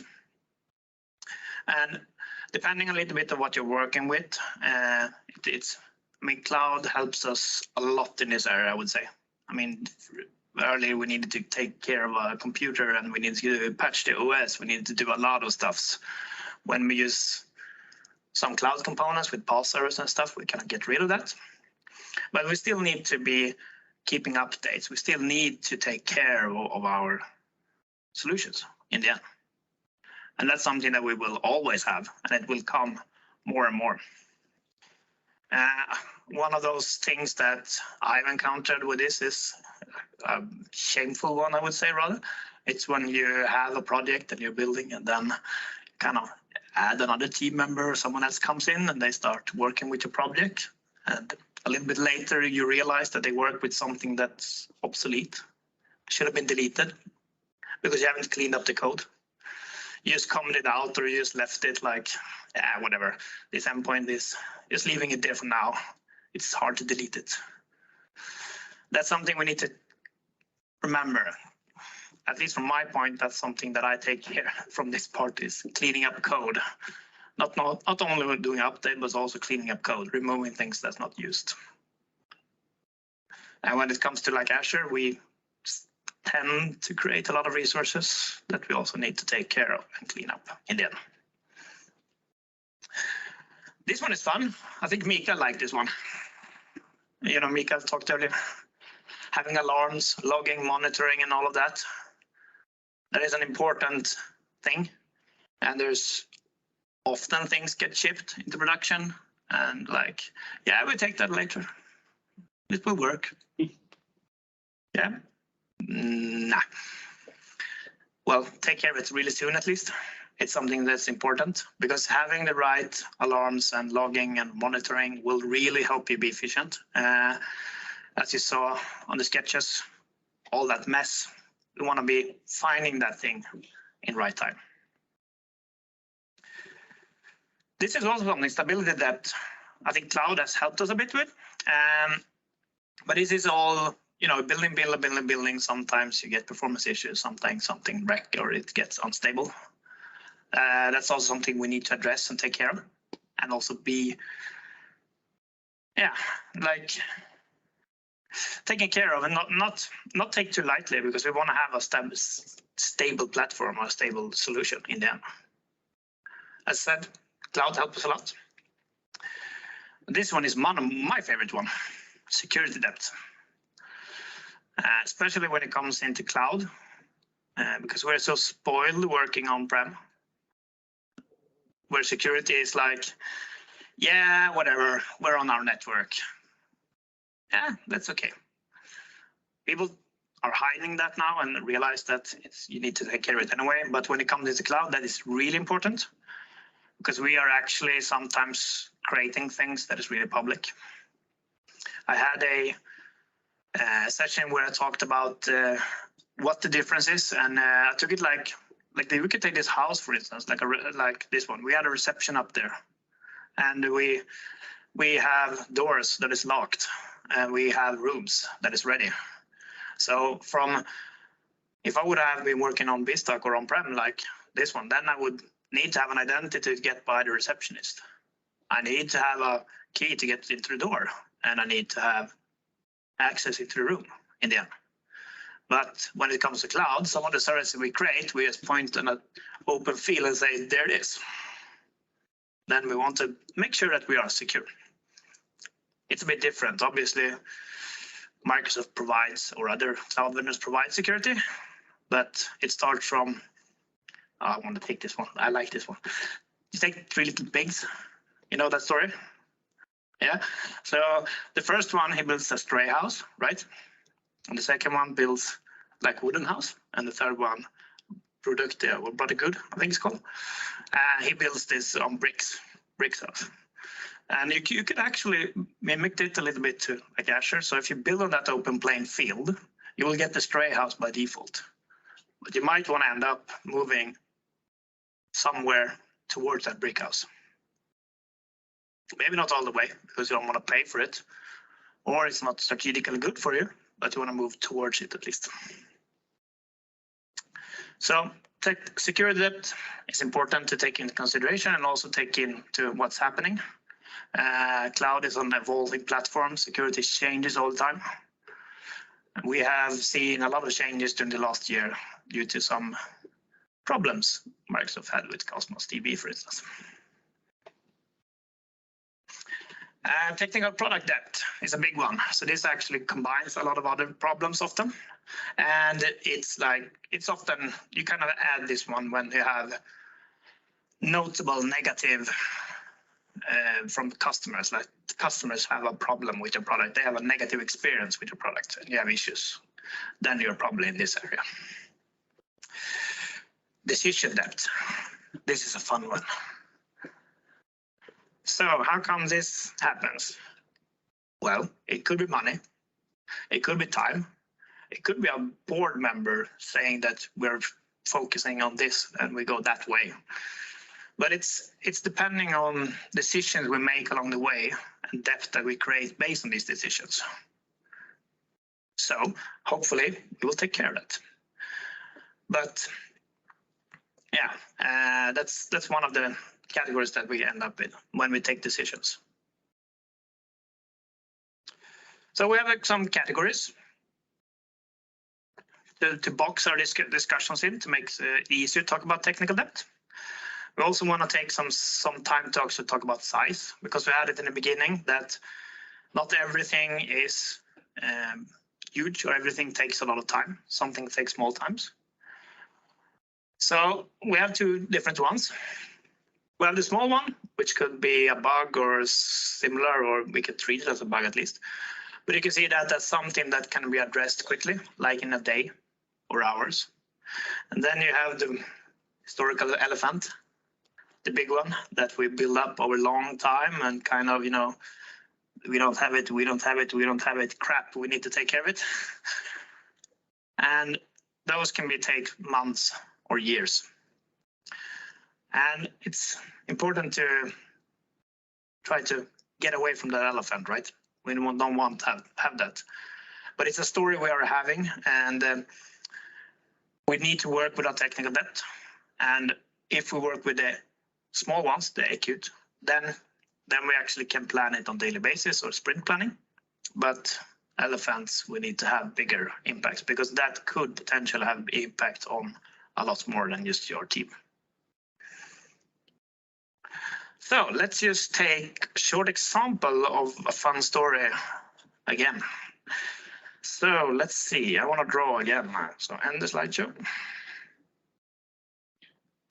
So in this case, we will follow a journey. Can you use this one, I guess?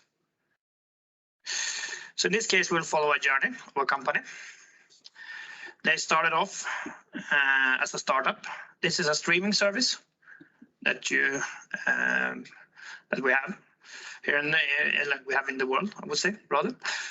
And they started off really early. So they started off like you know, as all startups do. They kind of, you know, code something, they're really happy, they start selling it, and then they go. So they started off here, and then they started to go. And as mentioned, we talk about technical depth. Build a little bit technical depth on the way. That is okay.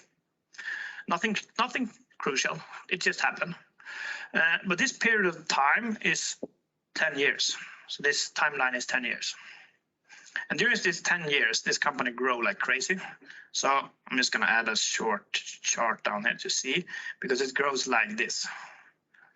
And it becomes global in the end. That's the thing. And the technical depth wasn't that bad in the beginning, but then it grew. And during that, I mean, this timeline down here is very nice. I would have done like this because it's more like that. And every time they kind of, you know, did some new things, they took decisions. And they mainly took decisions to get into new markets, new features and stuff like that. So their technical depth grew like crazy. They spent 10 years building something. And then what happens? Well, they realize this is not good. We're in a really shitty situation because we can't scale anymore. We had a good journey. We're here. We want to go up even more. So this doesn't happen overnight. I mean, ending up here isn't something that comes easily, or it could be, but the problem with this is that they had decisions points along the way. They had persons all the way here that warned all the way up to the board meetings. This is not going to be working. This is not going to be working. This is not going to be working. This is not going to be working. Guess what the board decided? Not now. We just need to do this. They did that over and over and over and over again. You know, after 10 years, they got the possibility to do it. Anyone want to guess how they actually realized they needed to do it? This is a streaming service. What's more important for a streaming service than anything? They need to stream something. Exactly. They need to stream something. And what is our request on a streaming service? Exactly. And availability. Available 24/7, whenever I want it. Middle of the night, daily, you name it. The problem was that after these 10 years, they were in such a shitty situation that they were down for days, sometimes. And when that hit across markets, that's not fun anymore. And then the board came along and was like, this needs to be addressed. And CTO like, yeah, no shit, I've been talking about this for 5 years, come on.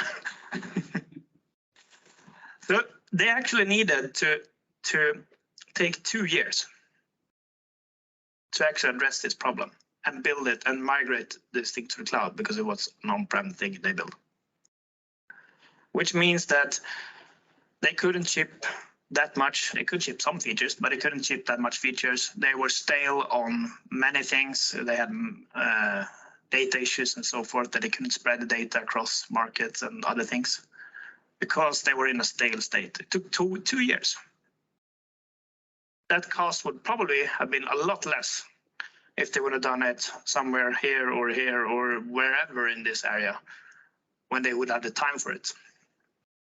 But priority-wise, they wanted to create new features, take new markets, get new customers, whatever, everything to kind of gain the business, which is often a good thing, but not always prioritize that. It's important. So let's jump back.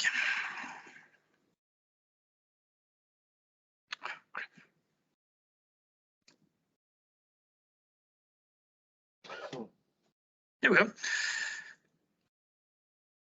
Anyone have any thoughts on this? Anyone been in this situation, by the way? Feeling that we can't ship anything? We're stuck. Someone's nodding at least.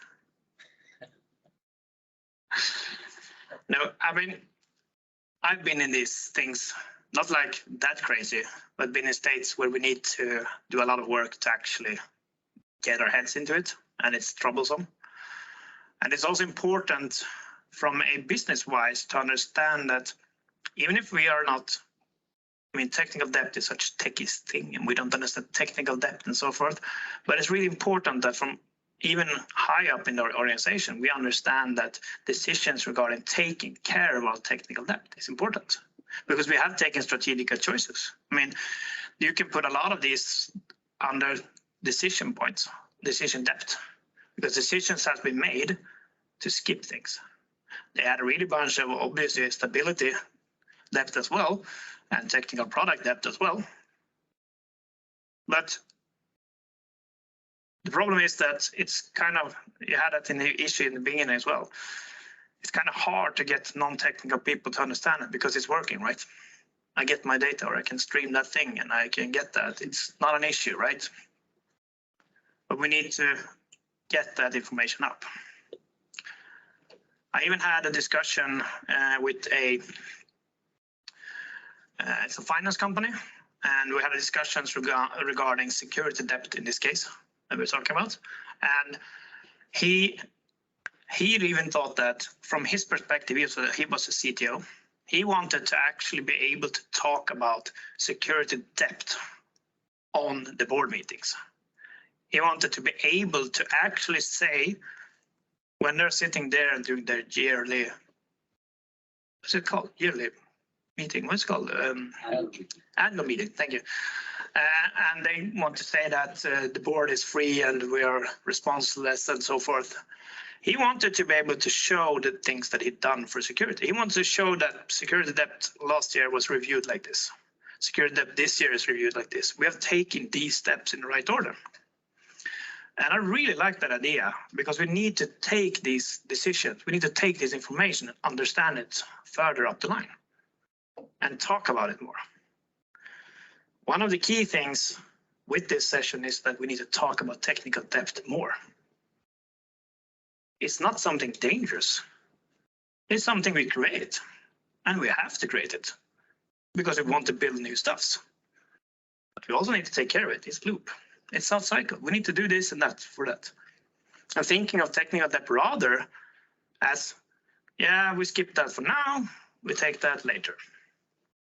So we walk like this rather, instead of just doing like this. Oh crap, I don't like that one. No. Oh, not going that way, no. But it could be sometimes. So, what to do now? We've talked about technical depth, and I think hopefully you have to understand a little bit. We'll widen the concept a bit. We'll try to put it in categories, because I think that's important when we talk about it. We need to talk more in these different categories, or in these sections, or in these ways that we do now. But it's also important to actively work with it, because it should be something that's part of the process. As I mentioned, sometimes we skip it, sometimes we add it, address it, and then we go forth. Because our solutions is long-lived. We want them. We talk about maintainability a lot in our space. I've been talking for it for years. Maintainability is the ability to do this. Because if you have that, you can easily take choices, technical depth, oh, we skip that for now, we just need to get this up for the project. Then we come back a week later and then we fix it, or a month later, depending on the timeline, depending on the project size and so forth. So, and to do that, it comes in a little bit on 2 times. We have 2 things we can do. We can prevent taking, at least not prevent all technical debt, but taking a strategical technical debt. And that's the important part, because we cannot prevent everything, as I said in the beginning, because all technical debt isn't bad, but we can take strategical ideas. So one thing is that we agree and we actually take some standards. Where is the norm? Where should we be? Because often in a delivery, we have cross teams maybe, or we have a lot of people in teams. We need to understand where we're at. We were in it, Simon was in on this, CI/CD tools. It's important for, I mean, if we have good tooling on that, we will create less. If we start doing things manually and we do things, we will, then we will end up in a lot of mess. We want to have something that helps us.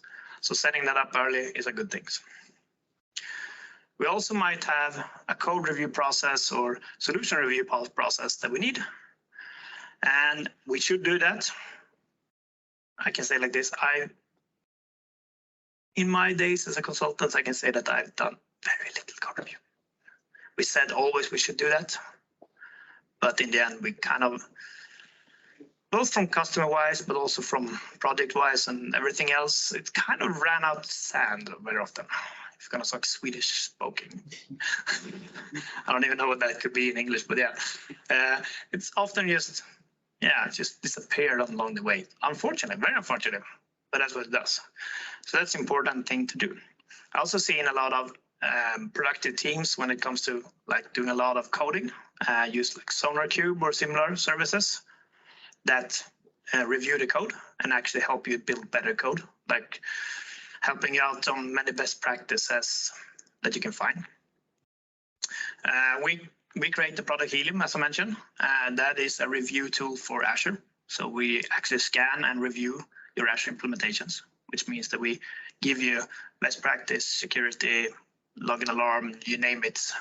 We kind of scan of everything, how you configure it, which means that we can give you insight into how you have done your solutions and take decisions on that regarding technical debt. Also, someone was in on it, architecture, it's important. We also need to talk about that one, and a little bit like my first example, the 2 teams. Take decisions where to focus on first, and then take the next step on technical debt. The second one is actually continuously work to lower your technical debt. I intentionally didn't write remove because we want to lower it.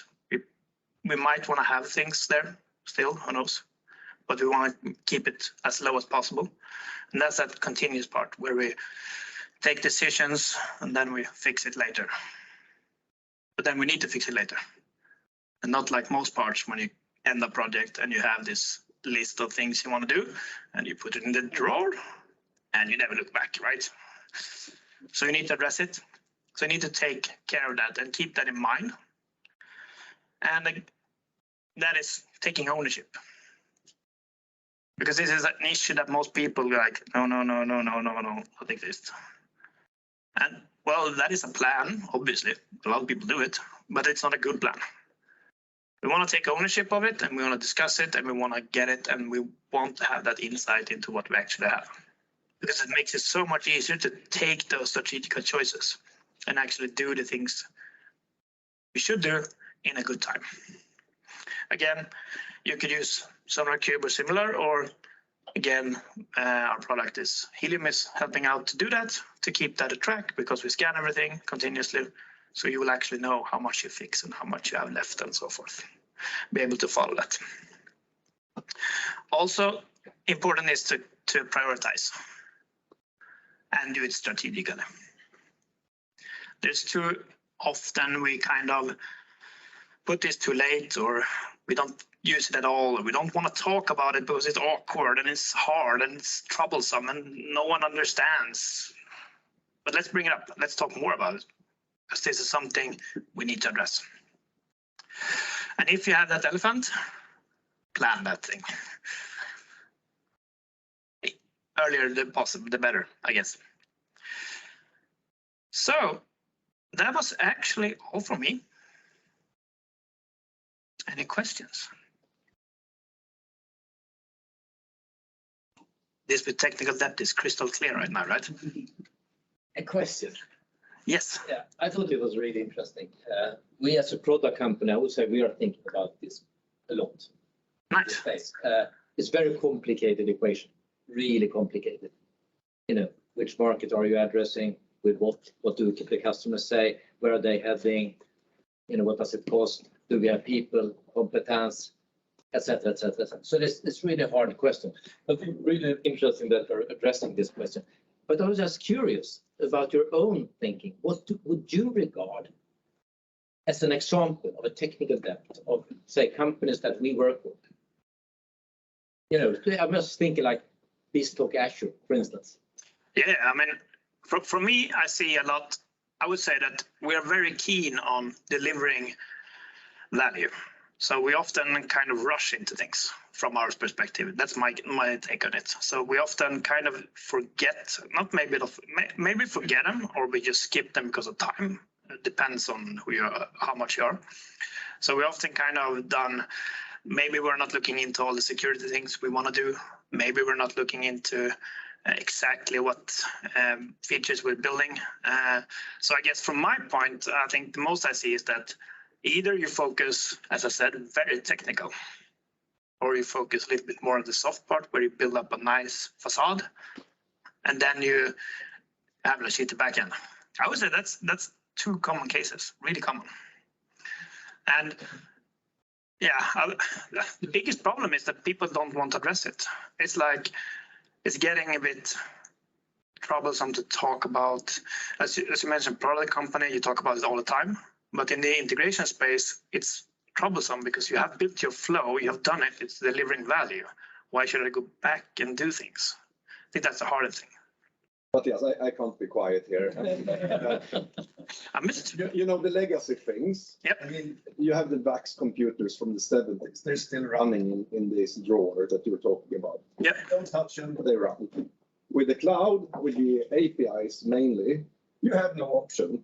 You're talking about technical depth, but you have no, you know, there's no choice because the APIs will be deprecated. So you really have, I mean, it's not a choice even. It's mandatory to keep up, right? Yeah. So, I mean, you get the technical depth built in when you do it for the cloud, because you know that change is inevitable. You need change it all the time, right? Well, yeah, exactly, because you need to follow like take functions like for an example, they deprecate their runtime versions all the time. Or whatever, right? Yeah. That's one side. The other side, I didn't see that you talked about today's pricing. We've seen so shitty applications costing, you wouldn't believe it. If I actually had to call some of the bosses for some consultancy agency. Are you aware what you built? Do you know what the solutions that you built cost? They come to us with the performance problems. Hey, your product is not, is being behind. Yeah, but that's because you have no idea what you built. I think the pricing side aspect should be. And you mean pricing regarding you kind of jeopardize quality and do time, or do you mean pricing because? But what is the cost for running?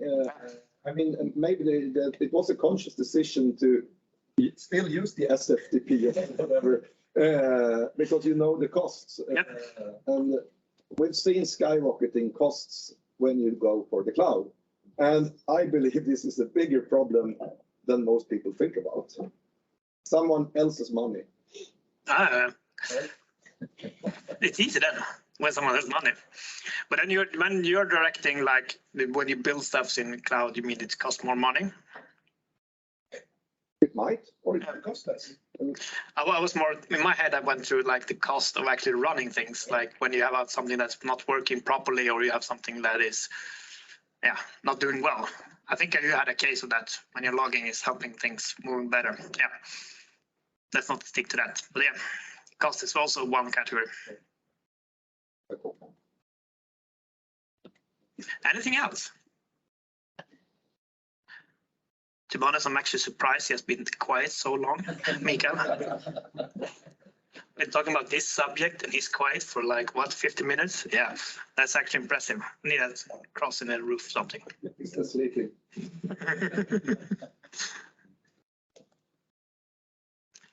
So everything is clear. We need to bring this up on the board meeting, right? No one is even, come on. That's good. But I really hope that you start discussing this more because it's important, and it's important for your agility in the future. Because what we want to have is, we want to have ship new features, we want to be agile, we want to be movable, as we talk about maintainable and reliable and everything like that, but also being able to cope with changes. So we need to be aware of what we're doing and not build ourselves into that elephant. Cool. Then I say thank you very much. Thank you so much, Mattias. So I just want to share my screen real quick so everyone knows what's up. And you need to stay.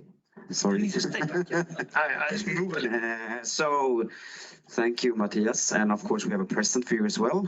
Thank you. Thank you. Sorry. Microsoft MVP since 2017. So thank you so much, Mattias. Now we have a break. Snittar and bubbel, food and beverage.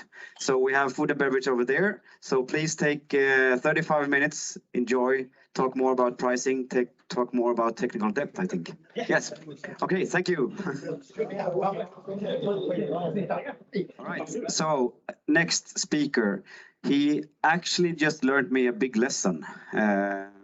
He said, don't trust anyone. Because when I went down there to fetch a glass of bubbles, I came back and my computer said, you've been hacked. So yeah, but okay, so MVP since 2006. He's the reason for the English. Thank you for that. Originally from Italy, but he moved to England 8 years ago. And we've been talking about Integrate a couple of times, big conference in London. When we scrolled their website, they're talking about 2014, but saying like we were like 100 persons or something. And then they, of course, tell their success story about being thousands of people now. What they don't say is that the first Integrate ever was held at Nino's home in Italy. So good story. don't trust anyone, but I still trust Nino that he will have a good presentation. So thank you for being here, Nino. Welcome up to the stage. Thank you.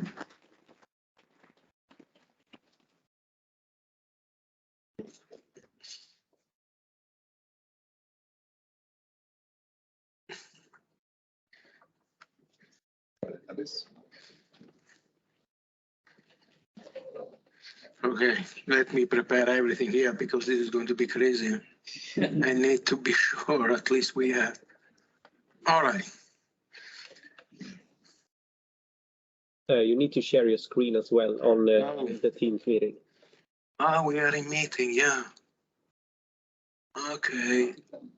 I hate Microsoft Teams. I don't know what do you think about that, but it sucks, seriously. So I hope it is not going to affect any about my demos, everything, because I'm going to be really upset.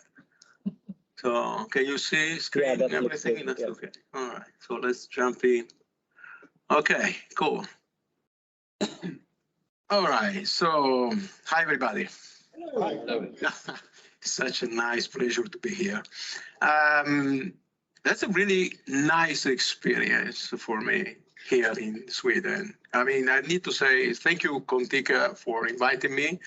Very nice company.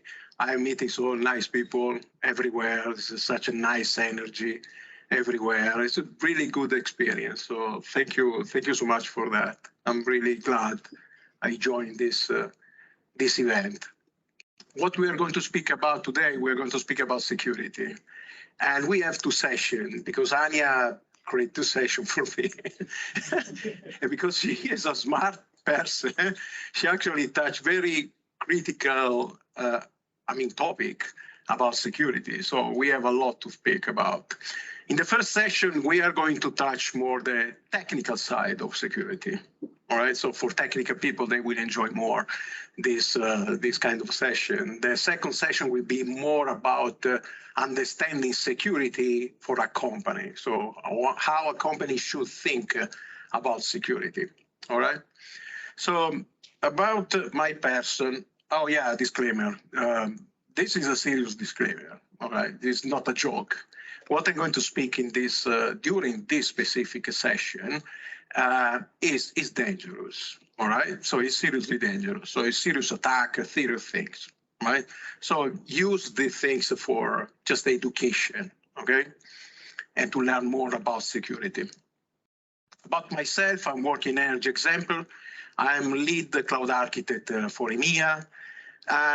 My expertise is, of course, security, but I don't know how many of you know about my personal integration.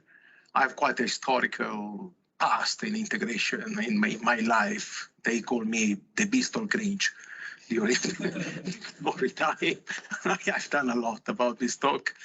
And I also have a quite strong experience on cloud governance and infrastructure because I had the opportunity to lead a global company on cloud infrastructure. So this was the reason why. I'm Microsoft MVP since 2006, so 16 years, 17 years now. And of course, I have several certifications about cybersecurity and, speaker, blogger, and so on. This is me now. This is what I'm doing now is an initiative for charity for the cancer research. Just putting here, if anyone would like to do a donation or something, it's 100 push-up every day for all November. So it's quite tough, but I'm doing. I got this. Okay, let's jump in the topic now. And one of the first things, and that was the big question, was about on-premise versus cloud. What is more secure, one or the other? Right? It's a big question, to be honest. All right. But let's jump in and look about what we are going to do during this session. During this session, we are going to examine both of them, cloud, on-premise. And this is the scenario we are going to do today. We have two different cloud, Power BI On-premise, we have an IT administrator and developer. You can see the difference. And the administrator is just boring person. Developer is like, shining. And we have a hacker, okay? So what we are going to do here is we are going to experiment and look about the problem or advantage or especially problem about all this area, all right? What we are going to attack today, everything. Everything, literally everything, even Power BI. Wherever we can attack, we will attack them. So why that? Because the best way to understand security is actually work with security. Try it, okay? And this is the best way people can learn about security, especially technical people. What is the big difference between on-premise and cloud? From my experience, on-premise is physical. You really need to understand this. That is the point. If you understand this point, I'm going to explain you now, that is open your mind also about cloud security. This is the big difference. On-premise is physical. That is a computer. This is physical. This is on-premise. All right. I can close this computer and that's it. I mean, this is physical. Cloud is logical. There is nothing physical in cloud. Everything in cloud is just logical. There is nothing physical about cloud. So experts say it's a matter of responsibility. How many of you know about this slide? All of us. Microsoft, everybody, they push this slide about the responsibility between on-premise and software as a service. What you see in blue is our responsibility. So, of course, on-premise, we have all the responsibility. In cloud is actually to the provider, all right? Yeah, but my question is, who actually is the responsible for that? That is the big question, all right? We have a lot of technologies. This is the technology pushed by Microsoft, the Azure. You can see is something crazy. So many technologies everywhere, but and people actually use this technology. I can see them. I see people using this technology every day and in many different ways. But what they don't understand is just security transcend technology. This is the key point about security. Security is not a complex problem. It's not a complex topic.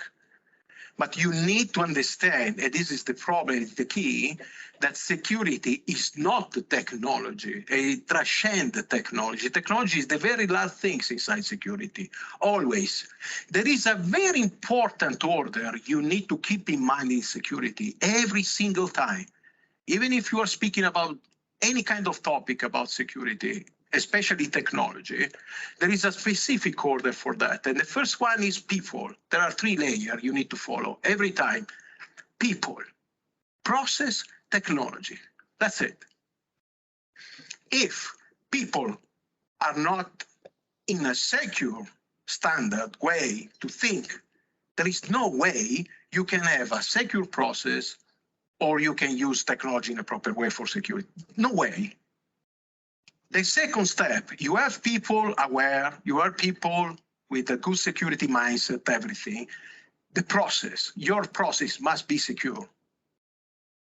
Absolutely. If your process in general, and you are not aware how to make your process secure and how to do that, then there is no point you can know what kind of technology you can use to make your process secure, because you are not aware about what actually you need to make secure in your process, right?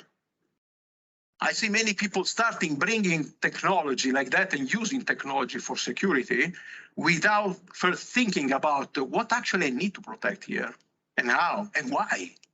Then you can decide about, okay, everything is clear to me, the problem is okay, then, okay, what is the best technology to solve this problem? Is covering everything I need, okay? So this is really important, it's really crucial. In the cloud, you need to keep in mind one important thing, and it's changing all the game about security. In the cloud, there is only one key master in the cloud, always. This is the diagram about the hierarchy in the cloud. All right, so you have the tenant on top, it's going down, I don't know, management group and so on, subscription and wherever. In the cloud, we have one user, global admin. This user has access everywhere. And he got access to any Azure resource tied to the tenant, everywhere. Okay, so my question for you is, just to make you understand exactly what I mean, is if I open this virtual machine in the cloud, you see this virtual machine? This is the firewall link, is actually blocking everything now. There is no way to access network in any way on this machine. All right. Do you think this machine, so no one can actually access internally in this machine? Do you think there exists a way I can access to this machine right now? The network is closed, and I can guarantee you that by the setting. I cannot access to the machine by network right now. So maybe for people can say, yeah, you can actually access to this machine as everything is closed, right? I don't know how many of you are aware that there are settings like this one, the reset password, where you can actually specify username and password, and you create an account inside the machine, right? And the global administrator is actually able to change all the setting here, everything. So he can create the account, he can change the setting wherever he want. So this is not hardware, this is not physical. This is a user that can actually have the power to do wherever he wants. He can create an account, he can change setting, he can do wherever he wants. It's completely changed the game here. If you think about that, it's completely changed everything. And this is why in cloud, everything is completely different, because everything is depending by the account, completely by the account. This is why role-based access security in the cloud is so important thing. Using policy, limiting people, not using personal account in the cloud to access in the cloud, never. Because this is one of the biggest weakness we have in the cloud right now. A very powerful account can do whatever he wants. All right. So this is the biggest lesson, one of the biggest lessons people they understand about cloud. That's one experiment I've done and I usually do around, and I encourage you to do this experiment. You know, sometimes people just leave the laptop and leave the laptop open, not locked out. It's not locked, all right? So I've done this many times, and it's quite curious, you know, to see the reaction from people. They come back to the laptop, they see, you know, you just open a notepad and write on the laptop, you have been hacked. It just go away and wait what's happened.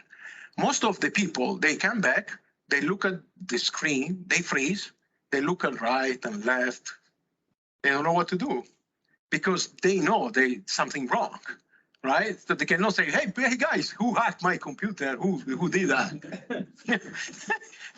We are human, right? So what people normally do is they look at right and left, and after a while, they just close Notepad and keep working. That is the problem, biggest problem about security, is human, right? This is because we are human, and this is our behavior, this is how we actually act, you know, in these things. I'm going to show you one first attack, is the code masking, okay? This is quite funny attack, but very dangerous attack. What I'm showing you now is real.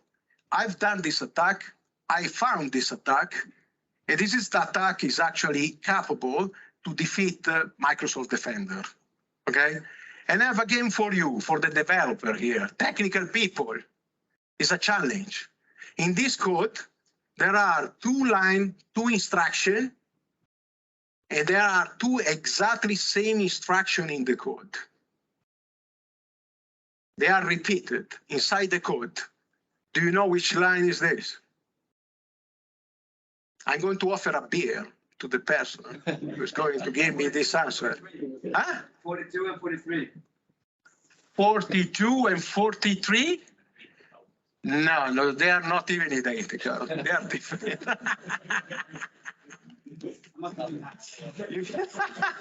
This is a software engineer, huh? 40?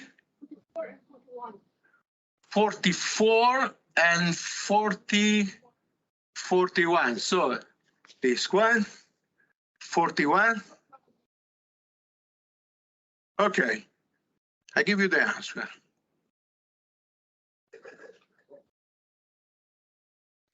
These two instructions are exactly identical, same. Exactly, they are doing exactly the same thing. Exactly the same thing. All right, that's a big lesson for you today, especially for technical people. All right, no easy to spot. No easy at all. But actually, the code is doing exactly the same thing. This single line you can see in there is actually exactly the same thing of these two. These two lines are doing the same thing in the. Why is it interesting? Maybe my phone. All right. So the technique I used for that is named reflection. I don't know how many of you know about reflection. This is what I've done. So when I was playing with the Defender, I spot that Defender was blocking this kind of attack because of this property here on top. So in my mind, I start thinking, well, maybe there is another way to write the same thing. And doing that, actually, Defender is not blocking me anymore. All right. What the code is doing, this specific code, is actually opening a TCP port shell on a machine. All right, and this is giving you the possibility to conduct a reverse shell attack on a machine, which is really nasty, dangerous attack. Let me do this in the demo. All right. I cannot put my glasses. Okay. All right. So this is the machine. This is a Windows machine with the code that I show you now. Is now using this property and wherever. In the other side, we have the Linux machine. I have a Linux machine in the cloud that I'm actually using. You remember the hacker with the Linux machine? He's using this Linux machine as an attacker. All right. So what the hacker is going to do now is going to use this command here, sudo nc. nc is netcat, is a tool used by IT administrator for networking. They use to monitor network access to the machine, do administrative things. And you can use the same tool for many other things. In this case, we will use this tool to attack. So how it's going to work? It's very easy concept. Firewall block people access. We know that. Block software access, protocol access. They usually don't block outside, right? So the concept here is the attacker is going to send the malware to the machine, okay? When the code is going to be executed, is the machine, the target machine, that is going to call the attacker. So it's going outside. It's the machine calling the attacker. It's not the attacker calling, right? So this is the different concept. And we are using a very common port, the 443, which is actually used for everything. So now this one is up, and I'm going to enable this one. I'm going to start this one. Now it's starting, and boom. You can see here, you see Microsoft. I got access to this machine now. Defender is actually completely okay with that.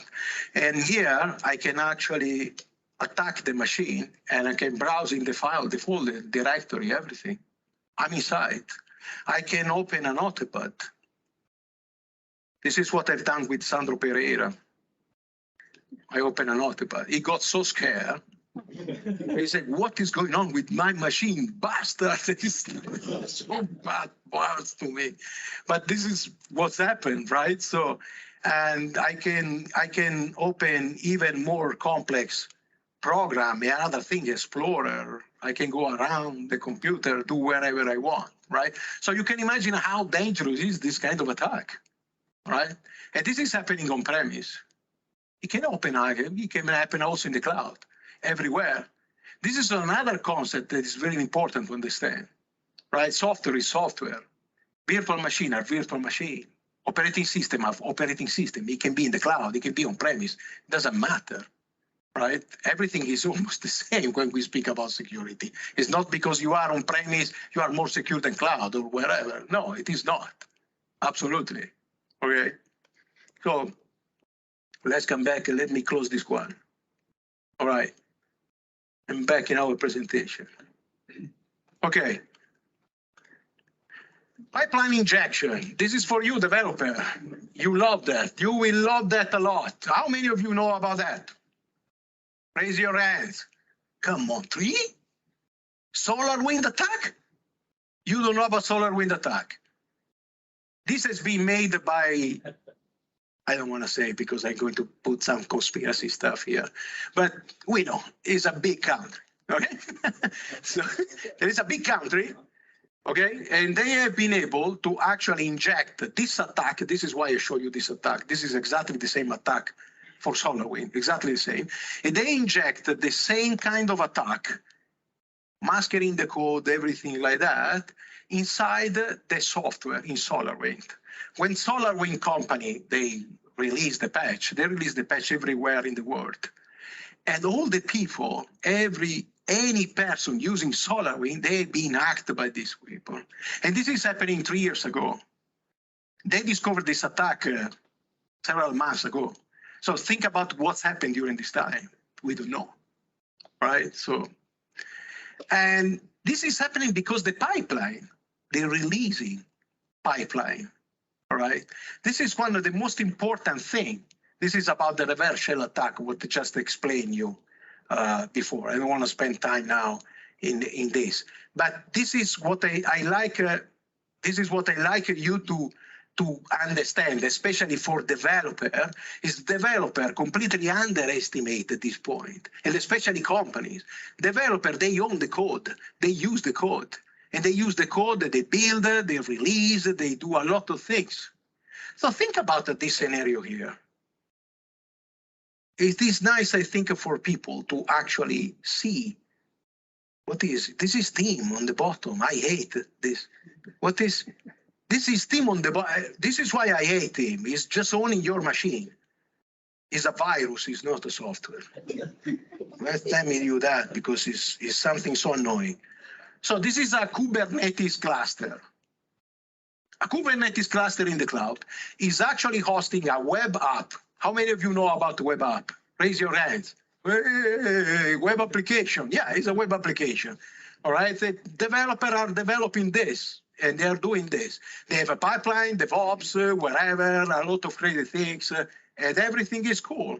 Okay. So what normally the developer does is, yeah, I download, I pull from Git, and I start downloading and using Visual Studio. I start my developing, right? Unfortunately, a hacker injected the code inside the pipeline. So now the developer is actually pulled all the code in his machine. He's actually now using Visual Studio, all right? So what's happened is exactly the same thing. This is quite scary. So if I open a port here, and I'm going to execute this. So I am the developer, I'm working now, I'm testing, I'm debugging, I'm doing my thing, all right? So here I open my web application. My web application, I put just a button for demo purpose, but you can understand what is the scope.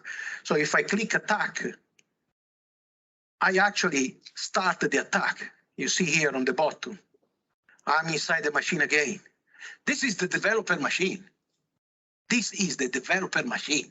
So look at the scenario. Let's think bad, because this is what you need to do in security. Always think bad, really bad. So think about someone send you a junior guy as a developer, as he's working with you in your team. And he's inject the code, the same code I show you that I ask you about to recognize this reverse shell attack in your code. You build everything and you release your software everywhere. There's a new release, boom. So not just the developer, but all the people using your software, they actually can be hacked in this way. So think about how much dangerous can be something like that. All right. I think it's making much more effect to see these kind of things with your eyes, right? Instead of just speaking about that. So how, because we cannot speak just about how to destroy things. We can speak also about how we can protect from these kind of things, right? There are a lot of software everywhere you can use. I just put some of the list here. OWASP, great software, free, is scanning endpoint, especially HTTPS endpoint. You can integrate this inside DevOps. It's free. You can put in your pipeline and you can scan your endpoint before releasing everything. And easy, very easy also to integrate.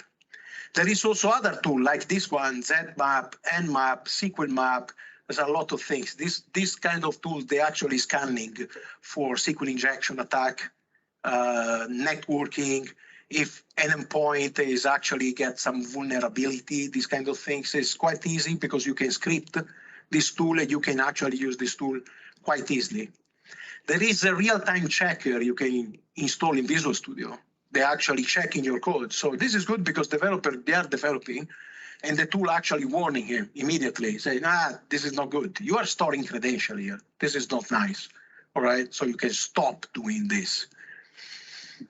And this is my recommendation, and it's the top one. You can have how to avoid this attack for real, for sure. You need to use a code engineer. How are you using code engineer? How many of you are using code engineer? Nobody. This is the must. The most important thing you can do in security. A human, nothing is better than a human looking about your code. Of course, you cannot check any kind of code. You can be even having more than one checking your code. But for a human, is much easier and smarter, looking about. I give you an example. Do you remember the attack, Log4j attack? How many of you know about Log4j attack? Oh, fantastic. Okay. Okay, you know what was my first question when Log4j attack and people say, yeah, Log4j attack, people attacked everywhere. My first question was, wow, did they spot now this attack? So we have this kind of attack in the Java library all this time, all this year, and now we spot this now? So what actually are doing all these security tools? What are scanning? You know what? Do you understand what I mean now? Right? So security tools are not so reliable and people can think. Not like a human. Okay. Attack to cloud container, this is one of my preferred attack. Okay, because this is quite unexpected. Okay, we know in cloud everything is being contained. We have serverless, a lot of things, everything is contained inside the cloud, all right? So this example, which is quite, let me open this one. And we go for, where is it? Let me close, because now with a single laptop is crazy doing all these things with all these windows. You can imagine. So, okay, this is a function, Azure function. You know about Azure function. I'm using Azure function because it's common. Okay, so what I've done, I put some code in Azure function, but you can imagine this in a more large scale scenario development, everything. Think about people having a lot of functions, web app, and a lot of things. So I actually put exactly the same code in Azure function, execute C#. All right. So now I'm going to open this one. All right, and let me do this one. I open this one. Open the door, 443. Now I'm in Microsoft environment. I'm inside the cloud, okay? And now I run a test and I try to run this one. I execute this one. Let's see, finger crossed, because we may have them. Okay, gotcha. Is here. You can see. I'm browsing. You know what I'm browsing now? What I'm browsing now? What? What is this? This is a Microsoft container containing a function, but not just a function. It can be, think about a big group of developers, web app function, all these kind of things. They're actually using an app service. This is an app service, an app service container. So I got access in app service container. Now, I can browse. I can, if it's not supposed, I can do that. Okay, but actually in doing that, you maybe have sensitive information, a lot of things inside this container, because actually where they actually their app are stored right now. Okay, and this is quite scary if you think about something like that, because we are touching now something that usually people think about, oh, using an app service container. Well, it's actually a virtual machine. It's actually running code. So if your code is being executed inside this container, and if your code is actually able to open a door, then it's opening the door and you access to the container, right? So what the lesson learned here? The lesson learned is you need to be careful, you know, about what actually we are doing in the cloud. And what I'm telling you, this is the first rule for any hacker. Anything accessible can be hackable. That's it. There is no point here.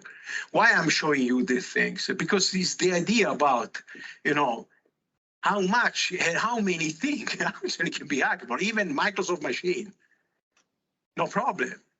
They actually execute code, so I can do that.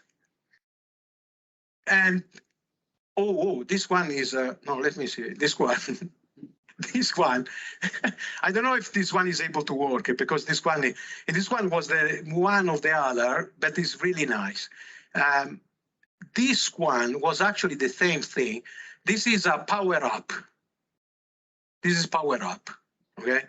Hopefully this is going to work. I know Microsoft is working now to solve this problem. Maybe they didn't yet. I discovered this problem. I know they are working. I know they are working on this. So what I've done is Power Up. Power Up is able to, you know, you can do custom things in Power Up. So what I thinking was, well, why not? So let's try and do something with Power Apps. Let's try to do the same thing with Power Apps. So what I've done, I create a custom connector and I inject the code inside the custom connector. But here we are in a different domain. Which one domain we are now in the cloud? Where we are now? Infrastructure as a service, platform as a service, where we are? We are in software as a service. That is the provider. We don't own anything here, nothing. This is just the provider, all right? So I open this. Let me open again my, what was this one? Yeah, I still open. I think it was this one. Okay. And I hope the function is not going to annoy us here, because he's even insisting sometimes the function. He's keep going. He's trying to, which is funny.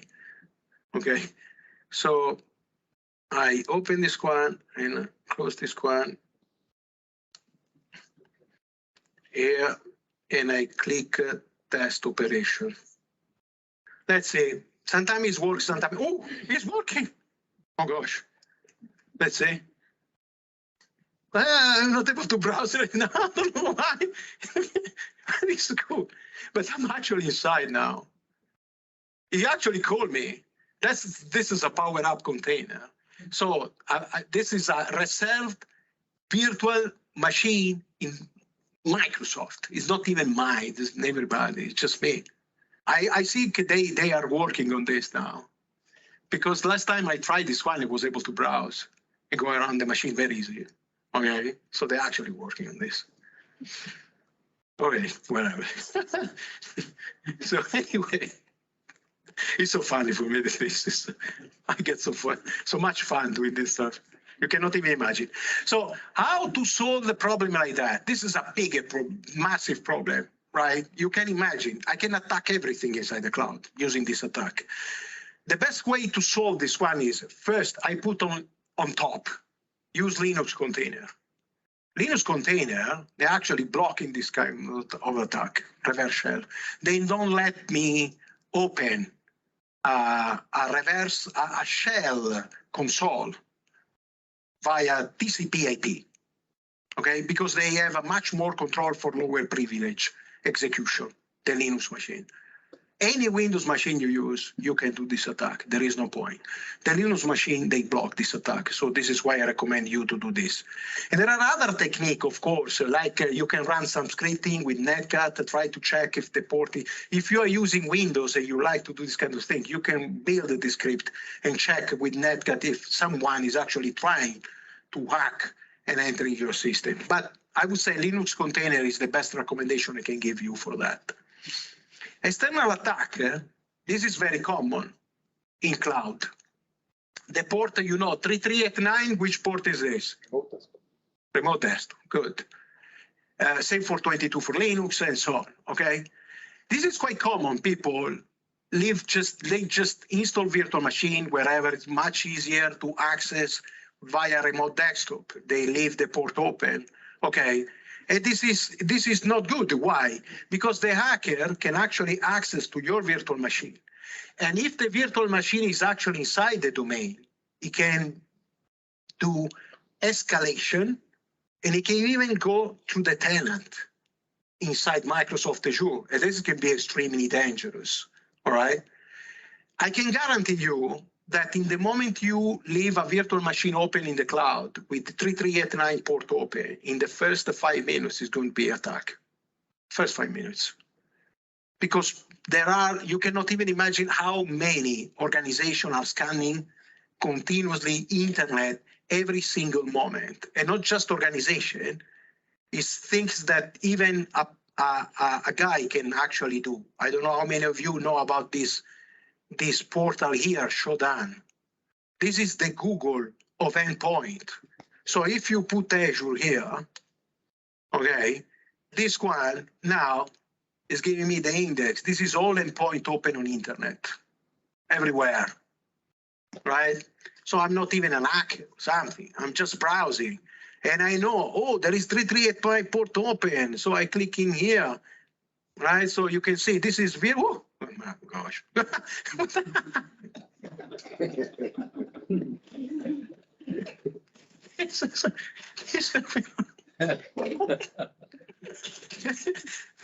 Nice desktop.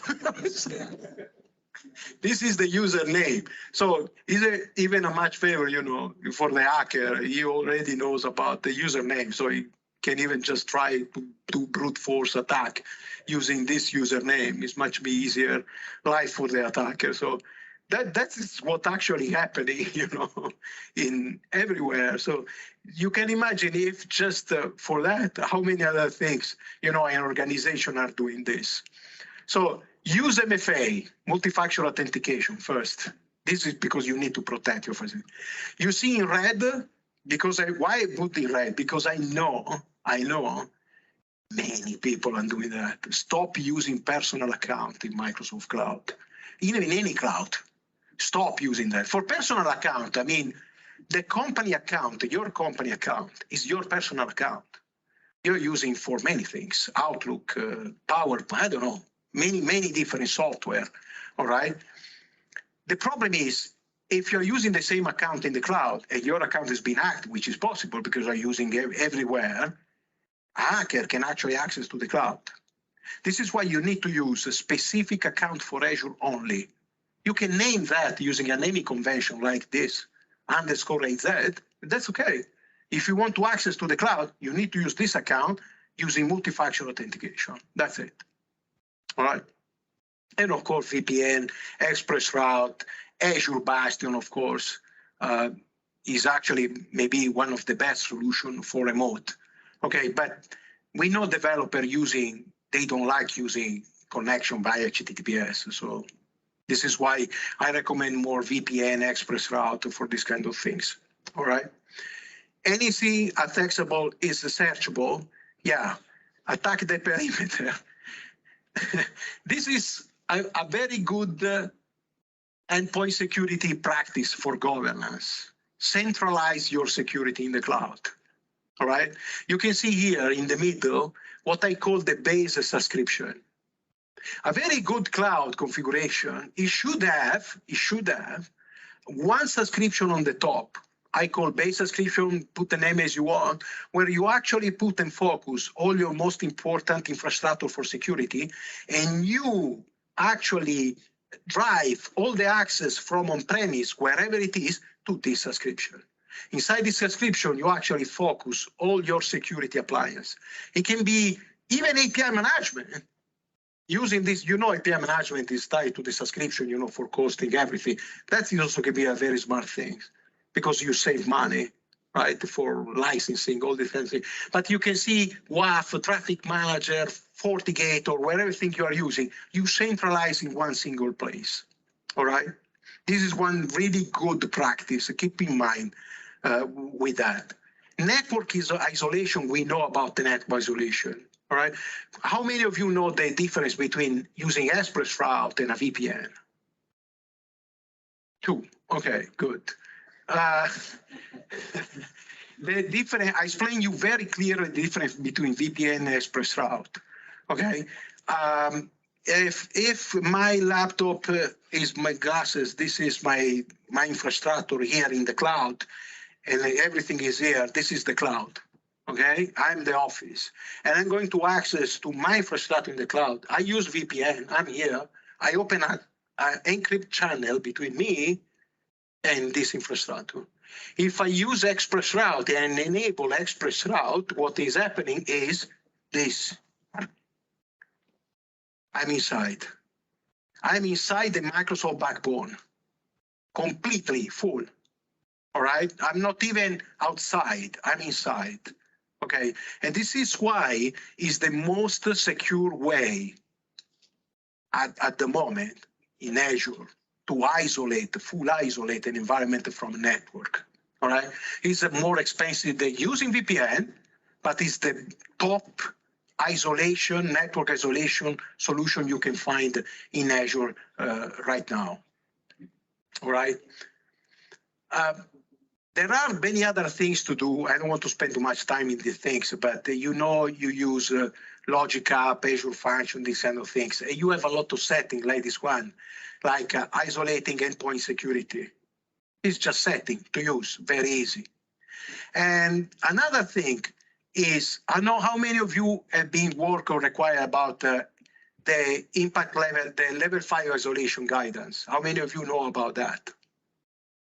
This is the level 5 isolation guidance is something that people can ask you, customer can ask you about that. This is one of the top isolation required, okay, for a project or a solution, okay?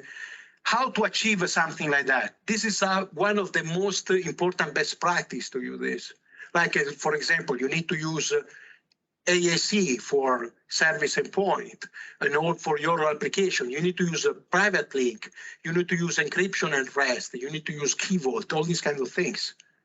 This is why it's so important to know, about first the problem, which is what actually is level 5 isolation.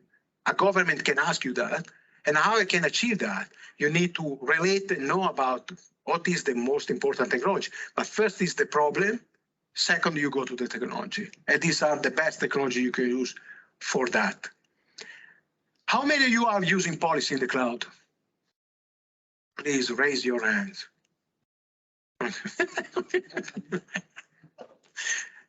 Okay, if you're not using policy in the cloud, your cloud is not secure. That's it. Period. You can speak with me as much as you want. We can have as much chat as we want on that. But the policy is actually the really foundation of cloud security. What the policy is, you should have one thing. First, you should have a document policy for cloud in your company. This document is actually stating everything from what is people can do in your cloud, what cannot do in the cloud, what is permitted and is not. All right. And after you define this document, then what you do, you translate all these rules in your company with this. The policy are actually what you need to use to enforce inside the cloud all your rules. Like, for instance, you cannot use public IP exposed on internet. That's one rule in your policy. How you can actually enforce this inside the cloud? You use a policy for that. This is what you are going to enforce that. This is the must, is a pillar for security inside the cloud. Local store a cloud credential, this is crazy because we store credential everywhere. Logic app, we know that when we develop things with Logic app, there is a way, I'm sure you are aware, you can actually use the setting and you can actually encrypt all this information in a Logic app flow and so on. But there is something more to know about that, about local cloud credential. How many of you are using PowerShell for administering or wherever? Most of them. All right. Okay, so this is one of the classic things that happen. So this is an administrator named Bob. He's logging inside the cloud, all right, with PowerShell, and is not aware actually that PowerShell is storing the credential in the machine. This is what PowerShell does. PowerShell actually store the token in the machine, all right? So what the hacker can do, and what it does actually, is just grab this file for the credential, impersonate Bob. It doesn't need to know the password or whatever. It just impersonate Bob, and he creates a service principal account in the cloud. And with that, he can actually access using the service principal in the cloud to wherever he can do. Okay, this is very common attack. Okay, and this is why I completely discourage people using PowerShell from your machine. Don't do that. This is really bad. Okay. Best solution using Azure Bastion. That's really good because you actually force people using machine via HTTPS inside the cloud. So they're using PowerShell in there. All right. Anything storable is usable. And this is why RBAC is so important in the cloud. RBAC, role-based access security, is the must inside cloud. How you manage your account, how you organize your account in the cloud, okay? You need to know about role-based access security. Here, I give you an example about Logic App. In Logic App, I don't know how many of you are aware there are two different types of user just for Logic App, okay? I see many people using contributor or wherever. It's not good. If this person just need to use this Logic app, just give the permission just to use this Logic app. Okay, not everything. All right. And how many of you know about manager identity? Ah, okay. So, okay, good. So manage identity, please use manage identity, especially across system in the cloud. All right. Why that? Because using managed identity, you can see here, we actually create an identity, tie it to an Azure resource or cloud resource, wherever it is, and it's actually behind the scene using a service principal account. All right. So the developer, he doesn't need to know about the password or wherever it's happening. He's actually access to the SQL server or wherever it is without need to know about credential or wherever you think it is. It's completely transparent. Okay. There are two types. This is the system. This is the user. The difference is just you can use single identity, multiple resource. Thank you all for being here, first of all. We at Contica has always been very good at system integration, I'm proud to say, and we've also been great at affecting the, let's say, the society. I would say now it's very big words, but still, as I mentioned in the beginning, we're actually making schools creating programs for system integration. So I would say that we are affecting the business. People are knowing about system integration thanks to this society here. But so thank you for everyone here being here. But as I said, we have been great at system integration for long now. What we have not been so great about is project planning. We came back from Integrate this year with a goal that's fulfilled now with us being here. We had a goal with going to integrate, inviting guests. Now it's accomplished, I would say. But great at system integration, not so good at project planning. But after this summer, we actually hired 4 people for project planning. So we all have been, as I said, we've accomplished this event due to project planning. And one person who's standing here has been a major part of this project planning. I asked her to be here to help me actually switch speakers. So Nino, again, don't trust anyone. Good advice. Anja, please come to the stage and give a good applause. It is thanks to you, Anja, that we're here. So we're great at system integration, not so good at project planning, but now we are. Thank you for joining Contica and thank you for this event. It has been your part in this that will make this possible. So thank you so much. You don't have to help me at all. So sorry, don't trust anyone. Thank you also to Johan and Cecilia, who's been the oil in this machinery with putting everything in the brakes. So thank you so much. Big applause for Johan and Cecilia in the kitchen. Johan doesn't even know that we're applauding him. So yeah, all right. So one last thing, when we called Nino after we've been to Integrate this year, we asked him to come to Sweden and he said, yes, sure. And we asked him to talk about security. His answer was very clear. Of course, for how long? Second session, Nino, please come to the stage and talk about security.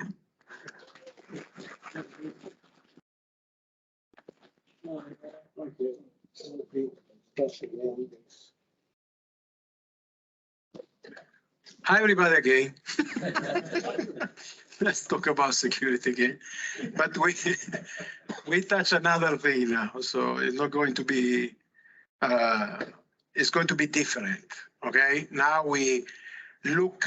That's very important discussion, guys. Seriously, this session is extremely important. It's more than the first one. The first one was about technology, these kind of things, hacking. So that's okay. Technical people have fun with this, okay? Especially people, they like to join this kind of, no? In this session, we are going to speak more about the security itself. That is a session, security for an organization, all right? It's a very important topic. In my career, I've been in so many companies, so in any type of sector, from government, military, and many other things, bank, insurance, and so on. And during this time, I faced so many different issues about security and so many different discussions. I held meetings. I was in meetings listening people speaking about security.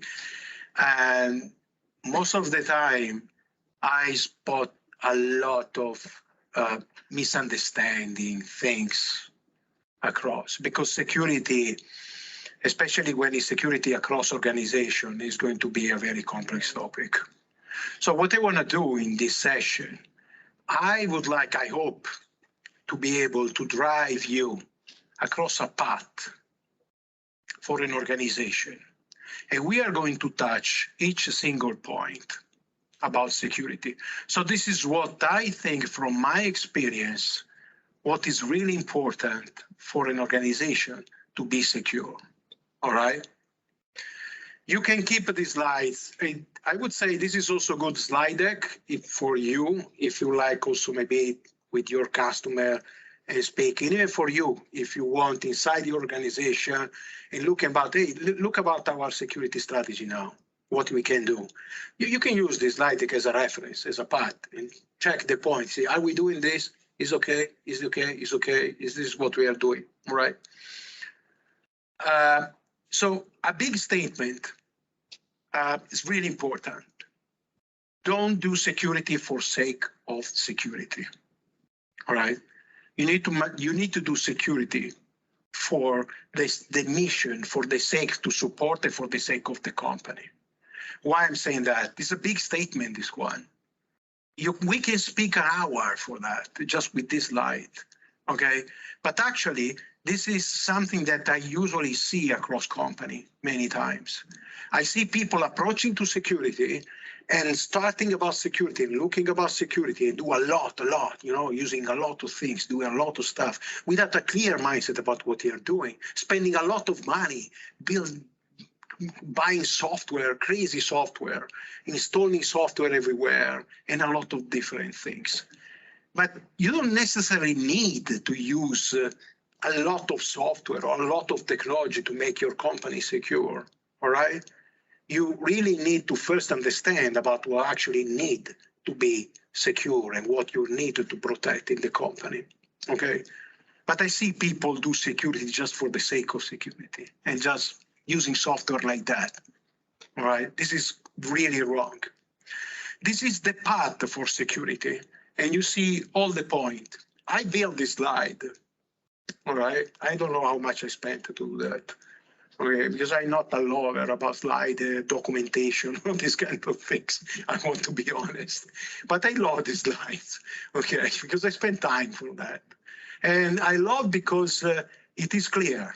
In my mind, it is clear. This is what is translating security in more practical thing, okay? This is all the step that a company should follow is a path, okay, to follow in order to achieve a good security, all the step you need to do. There are some security, let's start with the first one, security principle. We are at the base now, okay? We are start building our security in the company. So we start from the security principle. First, the security principle, we just spoke about that in the previous session. People, process, technology, all right? So first security principle is this one. Always look at people first, process second, and after that you go for the technology. It's so important, you cannot even imagine how much is important this, all right? Really need to first people secure and aware about security. If you get hacked, all the most dangerous attack and all the most, famous attack you can hear about, try to understand about how this happened. Most of this attack, guys, most of this, they happen for a phone call or an email or a WhatsApp message. That's it. There is nothing, there is no, people maybe imagine like, yeah, okay, there are people actually attacking the endpoint and these things using software for that, but this is not profitable for attacker. The people are the more weakness point. It's so easy to get hacked because a person click a link. You get a ransomware for that. It's just easy. So this is why people are so important, all right? Process you understand because the pipeline, everything, we just had a chat before. How many of you know about the triage, the CIA? How many of you know about that? 2 people, all right, 3. Okay, that is a must, always is a must. This is any kind of things you are actually looking to protect in your company is a basic principle. You first need to look at triage. Is confidentiality, integrity, and availability. Always. You need to start with that. This is actually the process when I was telling you about find the problem first. think about what exactly is the problem, how you can actually understand the problem before deciding the technology. This is how. The triage. You need to follow the triage. You can be surprised just looking about your cloud, your solution. Try to bring your solution, you are developing your solution wherever it is, and trying to go inside your solution, looking about all resources you have, databases, storage account, apps, wherever you have. And for each of these, you go and look about how much confidentiality I have for this. Confidentiality, it means how much sensitive is this information for these specific resources? How much? Is very high, is low, is medium, I don't care. It's the same with integrity, okay? How much must be accurate? How you actually can make an integration solution, a message. If in your integration solution, I'm saying, like, all right, have you never considered using the CSA triage, looking about your integration solution and looking about a flow? A flow is an object. It's something that you can use as CIA triage. And if you look about the integrity, is the integrity is really high? What do you do? What do you do? Huh? Secure it. How?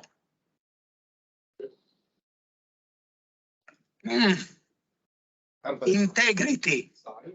Integrity. Encryption is confidentiality. You see? Sign it. Sign it. Good. Sign it. How you know you need to sign?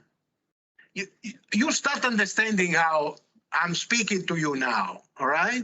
So what I'm saying is, because I'm thinking and I'm processing the problem, then I'm also really easy for me to understand what I actually need to do in my solution to be secure. Because I'm going using the triage, I'm going to say, oh, my message, this flow, the integrity is really high. So no problem. Sign, that's it. Finish. There is no discussion, no meeting, nothing. And people around the table like that. Oh, you know what? I think to use what? What? Just look about that. His integrity is very high. Sign the message. That's it. How to do that? Well, okay, we can find a solution for that. A technology, look in Google or wherever it is. There are hundreds of ways to do that. All right? Availability. What you're going to do if you have high availability in your solution? High. You look at availability. You look at a storage account. You say, oh, storage account. How much this storage account or virtual machine or whatever it is, it must be available. High. What do you do? Redundancy. Redundancy. Exactly. And here is very high. We are going to geo-replication, all these things. And this is where the answer just coming outside, like that. And you build your architecture, very easy. Just answering all these questions for each component you have. As you can see here, we are not just speaking about security. We are speaking even architecture. How to build an architecture here. You cannot build an architecture just because building stuff like that. I need to integrate a message and put a message in there and do this and that. Yeah, okay, what do you use? I use Event Hubs because it's pushing a lot of messages. Why did you do that? I mean, what is the answer? Do you really need an Event Hub for that? Or do you really need a service bus for that? And are you sure the service bus you're using is actually what you need from here to the future to answer this question? Or do you want to face one day, do you want to face a situation where something happened and the customer say, oh no, oh gosh, oh no, you don't understand. This message, the integrity is really high. Oh God, oh, this is not good. You cannot discover something like that in the during. You need to know this first, all right? Okay. Other thing important is, well, this is good, but there is these things that is really important. Because you have this kind of balance, right? This is also related to the previous slide. Don't do security for the sake of security. All right. And there is a balance between them, because when you look about integrity, confidentiality, availability, everything you are doing, everything you choose is a cost effect. Everything. Something can be a lower cost effect, something higher. Right? And because maybe you don't have the money, or you don't want to invest the money, or because you don't have the money, you need to find a compromise for that. All right? But the important thing is always finding a good compromise, all right? And finding the perfect balance. This is actually the best formula for security when you build something, an architecture, or even something inside the company, all right? Understand the governance, risk, and compliance. How many of you know about governance, risk, and compliance? Well, oh, good. This is absolutely important. So company that work in security or in any kind of sector, they have a clear understanding about these three main pillars, all right?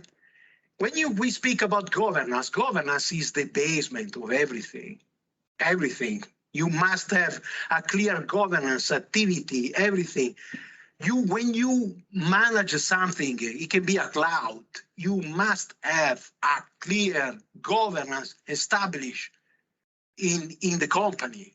I see so many people using Microsoft Azure, they don't even have Azure policy document in the company. How is it possible you have a good governance?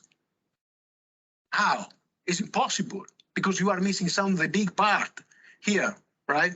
For anything you do, you must always look about the risk. Always, anything, in any point. And this old security decision, it must be taken by the high management, which the high management is the most responsible in the company. When I do a security assessment, you know what I do normally? I don't even look about the technical stuff or technical people, I don't care. I jump inside the company, and first I'm going to speak with the high management, immediately. Very high management. I'm going to speak with them. I want to understand the culture. I want to understand how these people think. Because from them, I immediately understand the security posture inside the company. If I don't see a good security mindset in the high management, there is no way the company is secure. There is no way. It's impossible. I can guarantee you that. It's just like that, always, all the time. Compliance, we know compliance, how much compliance is important, and how much is important to find a good security, cost effective, a balance. But compliance is a must. You need to be compliance, right? And you need to achieve the compliance inside the company. You cannot avoid this. I know this is a cost effect in this, but you need to have this inside the company. I don't want to spend too much here, because I will leave you the slide. You can have a fun here and read all these things, everything. But this is just the path, I would say, for the governance, risk, and compliance. I leave you this slide, and you can just look about all of this. This is actually all the step, all right, for the GRC, all right? Let's go for the information security strategy roadmap. You must have a good security strategy roadmap inside the company, all right? And this is also going to look and check about, we don't do security for the sake of security, the CIA triage, that's important. So you must have a security strategy, define, all right? Which means high management around the table and define the strategy for the security, and it must be extremely clear. Now I make you a question here, is look about the scenario. You are building your software, you're doing your things, even you have your product, right? Okay, so think about this situation. The situation is, a hacker join your company, you are not aware about that, is actually inject code in your pipeline, you release your software, and all your customers get hacked, all of them. So what's happened? What do you think what's happened here? That? SolarWinds. It like SolarWinds, exactly. Many times, a lot of time happening these things. So you may be not aware because people don't put in the newspaper all the time these kind of things, right? But this is actually what's happened. So this is extremely bad situation for the company. It's really bad. It's really bad. I can guarantee you that think about all the customers they get ransomware or wherever they get, and this is because your software. They come, they check, they say, oh, whoa, the attack is actually was coming from this product here. Say, what? And why? They are coming to your company, they are going to sue you for that. That's for sure. How you can save you from a situation like that? This is how you can save you, all right? This is the only way you can save your company in a situation like that. They are going to come to your company, they are going to question you for everything you are doing. Because of course, I can tell you, there is no way. If you met a person, if the person is telling you, I have no problem, my company is full secure, my software is full secure, it's never happening something like that. That's impossible. I can guarantee you that. There is no possibility. And also legal, they know about that. It's impossible. So the point is, in the moment they are coming to questioning you, you need to prove these 3 points. You need to be able to prove these 3 points. Due diligence, due care, and prudent personal rule. You need to prove that in your company, you are doing wherever you can to follow these 3 main rules. If you are able to do that, then okay, you are safe, all right? But this is where you take the risk to be liable for something happen about security. And this is the only very safe way you can use it. There is no insurance, there is nothing about that. Because if 1,000 customers get hacked, this is going to be a big mess. There is no insurance going to cover something like that for you, right? The information security framework, how many of you know what a framework is? The framework. What is that? Is a framework. I mean, a security framework. Okay. Security framework. I give you this example. Is explaining you exactly what I mean by that. All right. There are, building companies, big building companies. When they come, they build a lot of houses in a big area. They build a lot of things, a lot of stuff, a lot of houses. If you look at these houses, they're all the same. The constructor is always the same. This is cheaper for them because it's just the replicate, boom, boom, boom, boom, boom, like that. Okay. What people do, they look at the house, they like the house, enter in the house, and they change the house inside. They put something different color, different floor, all these kinds of things. All right. The house is the security framework. The house. All right. And this is what is important for the company. Embracing a security framework, which is a standard. It's always the same for any type of company. You use the security framework, you apply the security framework. It's the same for my company, your company, your company. When you have the security framework, then on top you can customize and adapt some of the things. But the fundamental is the security framework. When I say security framework, I say, that is the slide explaining you the difference. But security framework is the important thing is to provide a unique, unified security foundation. All right, so this is going to certify that is following this framework. All right, so we are sure about what actually is here as a fundamental everywhere. Like ISO 271, that's a security framework. You apply this, that's it. It's the same for me, for you, for everybody here. And after on top, I can do something a bit different, all right?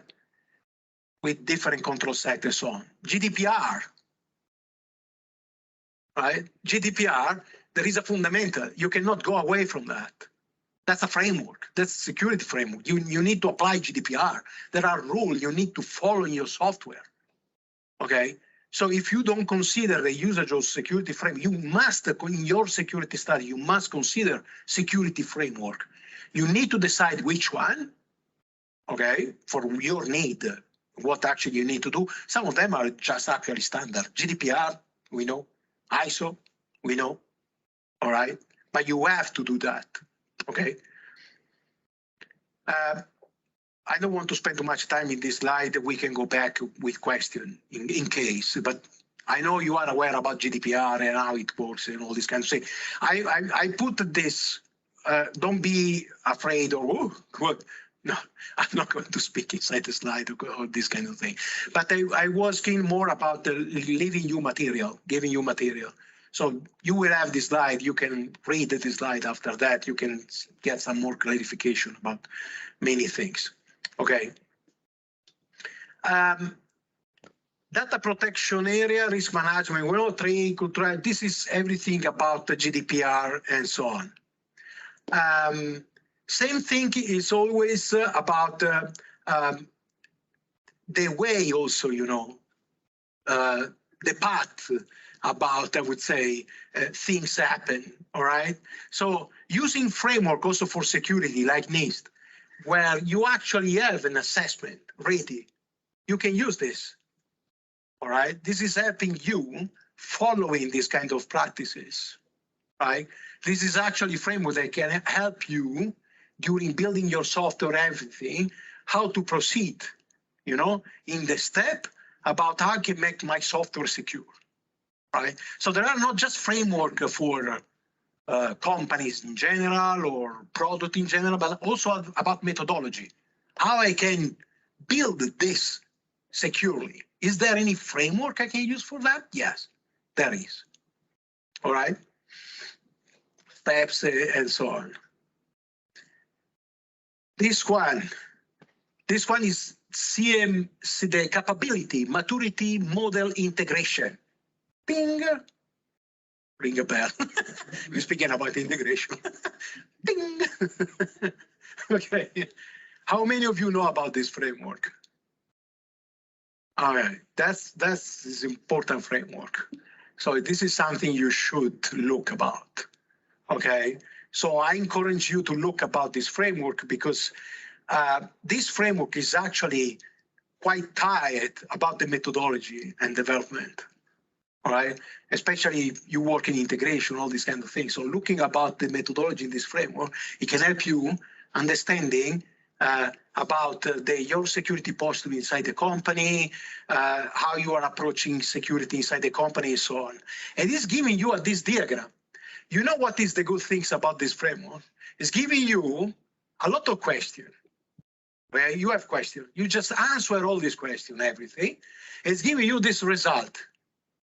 This one is giving you immediately an idea about your situation in the company, about methodology, security, all these kind of things, right? So it's very useful and it's free, right? So you need to make the management aware about these things. That is the important point. Information security program is actually how we accomplish our security strategy inside, all right? It's a very important stage inside the company, I would say, because this is where we're actually going to look about who is doing what, segregation of duty, right? This is very important things to discuss about, okay? How we are going to do our things inside the company, who is doing what, right? Policies. I cannot stop pushing this topic about policies. When I say policy, I don't just say policy in general, especially policy for the software technology you are using everywhere. I see people using DevOps in customer side, deploying DevOps in the customer side, and the customer is also using DevOps with the developer, company developer. This is not good. Absolutely not. You must have policy, especially if you are a consulting company and you work with other company, maybe in the same project or using your infrastructure, you must have policies, something you can use with that. Do you want to work with me? Yeah, okay, no problem. That's my policies. So read it, you need to follow this policy if you want to work with it. Otherwise, nothing. All right. How to enforce the policy? This is the guideline: standard, procedures, guideline, and baseline. All right. I don't want to push too much in that. The strategy, I leave you this pyramid here, where actually is giving you more about an understanding what actually is more strategic as a topic in security, and one is more tactical. All right. When we discuss about security, usually, okay, there are some discussions that are more strategic, which mean long term, and the other that are more tactical. Okay, so how we actually going tactically, approach this kind of strategy. And this is like the standard, the guideline. This is tactical discussion. All right. I'll leave this one because when you look about information security, you need to look at 3D. This is the table I built. All right. You need to look about what actually is preventative, detective, and corrective, and you look about all the steps. It can be the the main 3 layer. You can see physical, technical, and administrative control. And in this grid, you are going to look for each. I leave you the grid. Okay.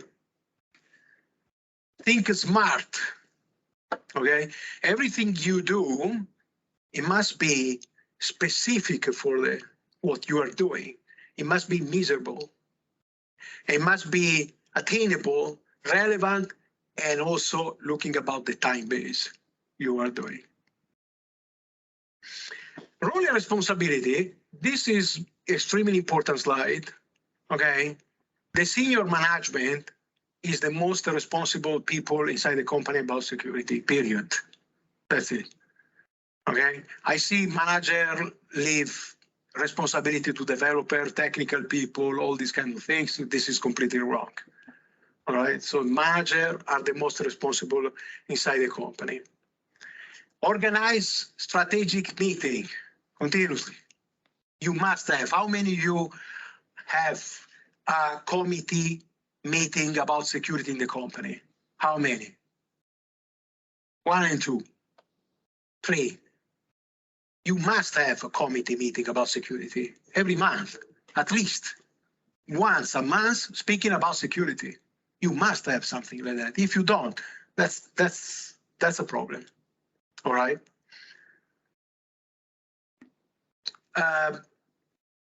The information security program is the stage where we actually look to achieve, as I said, the target. Okay. So in this stage, we are going to the practical things. Until now, we look about the strategy, all the things, organizing the company, policy, all these kinds of things. In this stage, we start putting practical everything. All right, we create the policy, the documentation, all the things we have to do, defining roles, all this kind of stuff. Here, it can help you looking about having a security expert, a security company come helping you on this, how to realize in practical all the things. But you can also use a security company for the other task. All right. Risk management life cycle, identification, assessment, mitigation, and monitoring. That is actually the path. All right.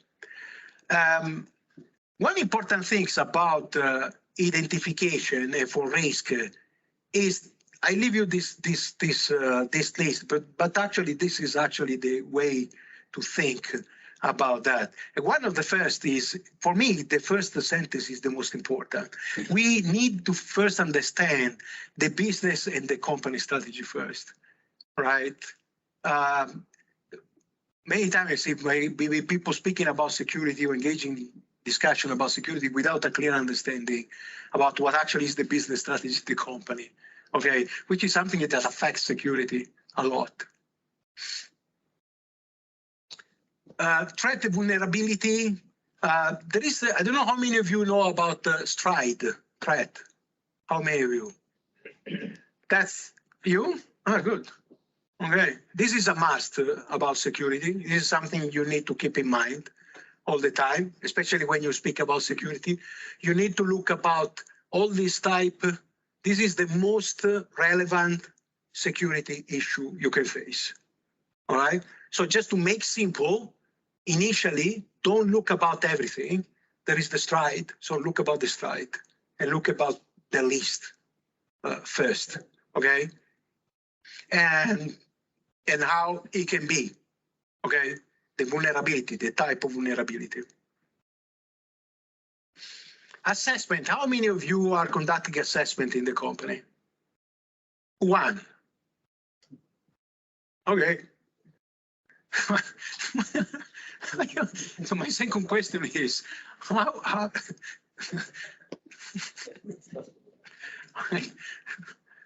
I'm astonished because my second question is how you can know you are secure and your company is secure, right?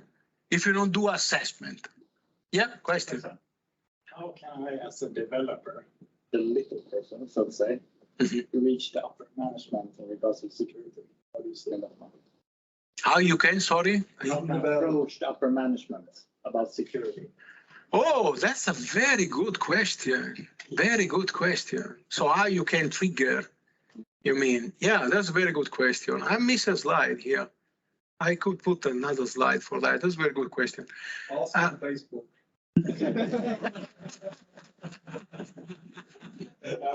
Okay, no, it's a very good question because this is a problem I face all the time, because I go in the company and the management doesn't care about security. And this is a big problem. So you need to trigger this. And most of the time, one of the most effective way to do that is actually conduct an assessment in the company. And you can use an external company for that, which is a good practice. Always don't do security assessment from inside. Okay, usually better just to call someone from external first.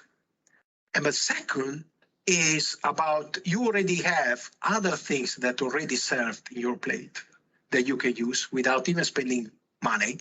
Like for instance, if you're using Azure, inside Azure, you have actually all the framework.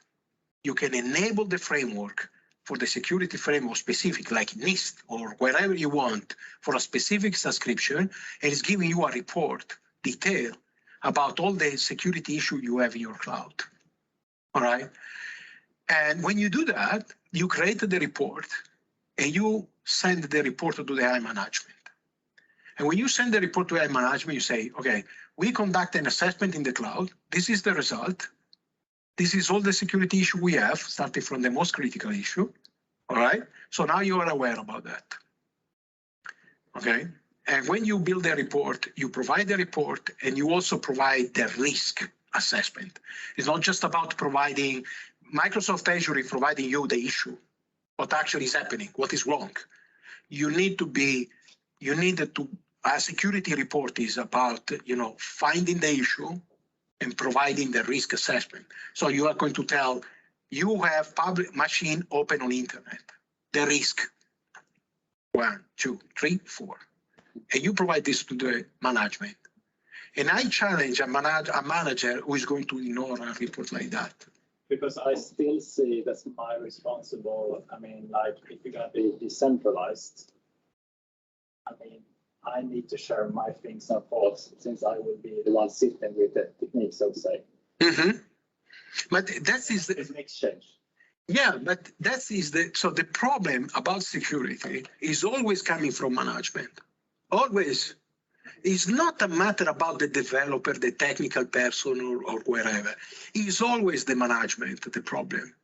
Because if you have why is it asking like that? I don't know. If the company, I mean the high management, is not following all these practices I'm telling you here, because this is for the high management. This is not for technical people. This is all management. They need to know about this. You need to have a security framework. You need to have policy inside the company, security policy document, everything. They need to give you a policy for Azure.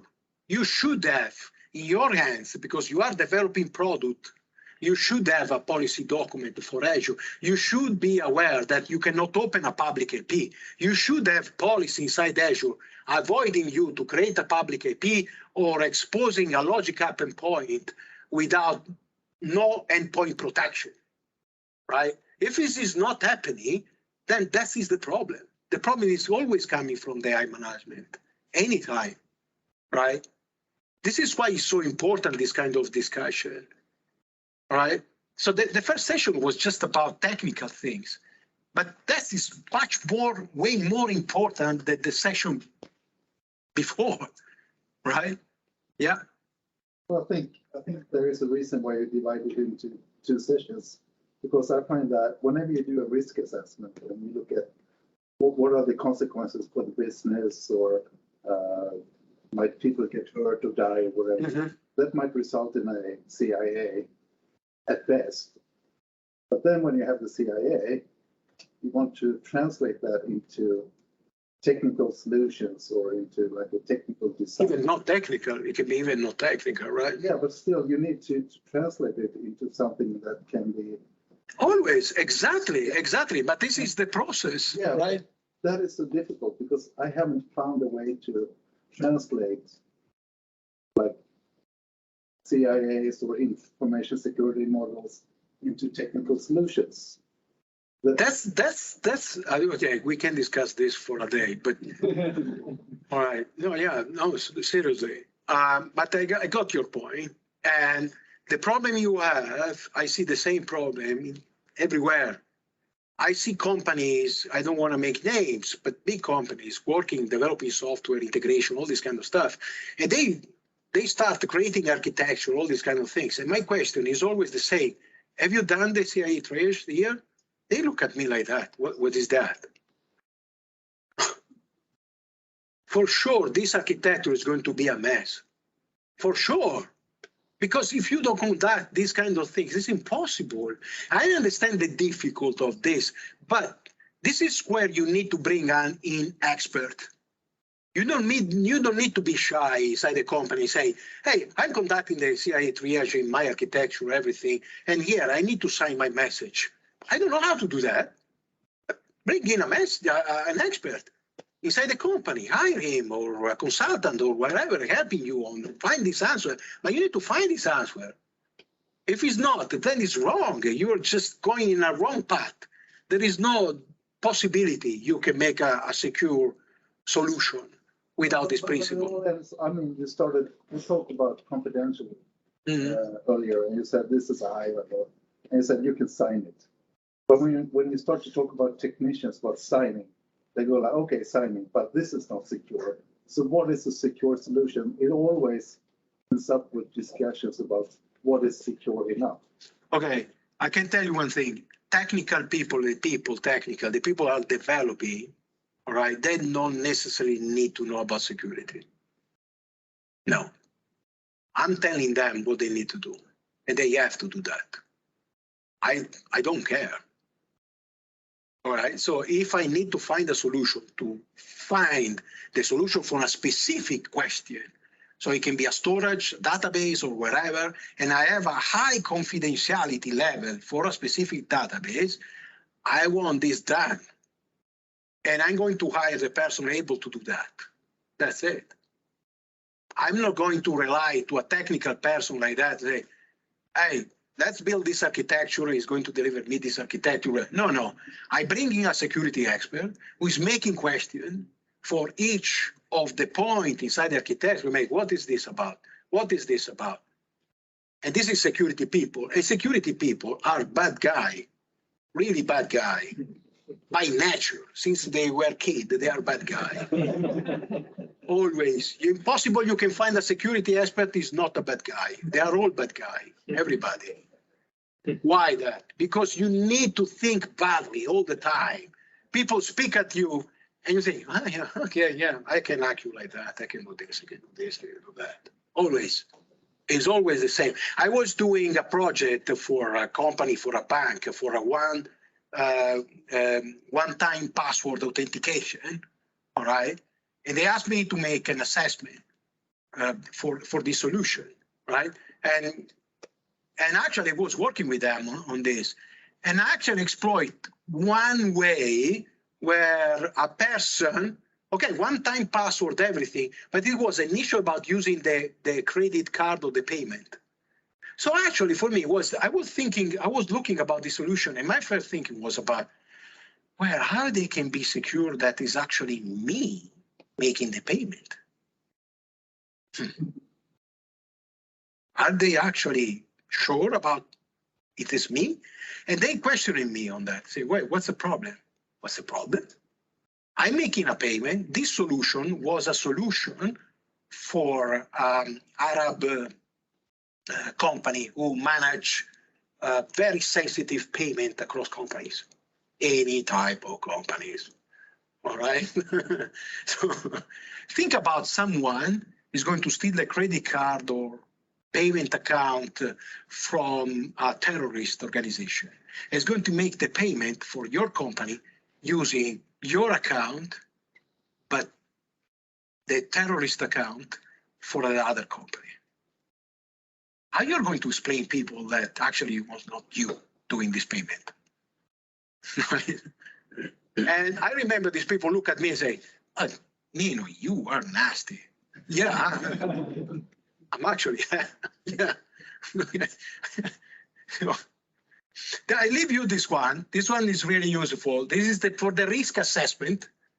Keep this map with you when you do a risk assessment. And you look about all these parameters about impact and probability. You define one, define the second, cross the line. You actually can see how much nasty is the issue. All right, I leave you this for you.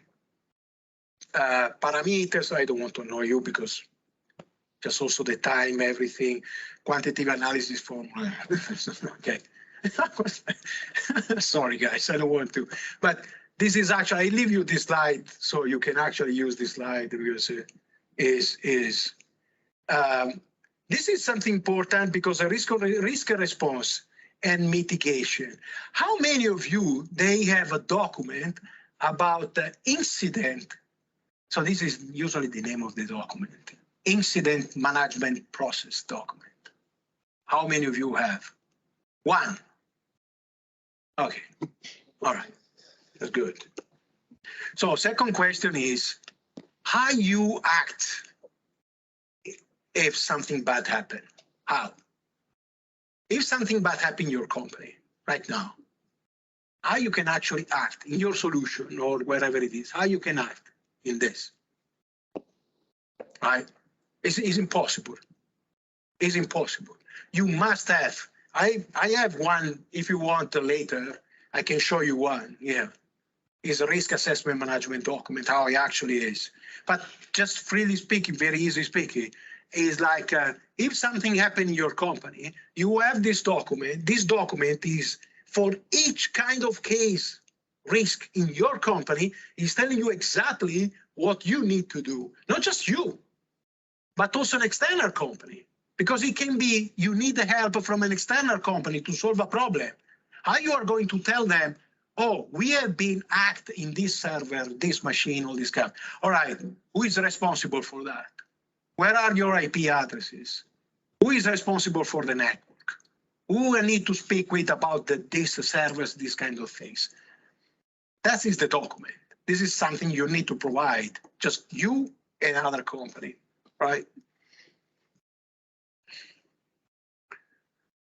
Where we are now. Legal, we already speak about legal. I don't want to spend too much time here, all right? But the important things about legal, it was my slide before. That is something you need to keep really in mind. There is no legal can save you if your customer get hacked. The 3 rules I show you, that are the rules saving your company, all right? Knowledge transfer. How many of you are doing knowledge transfer for security?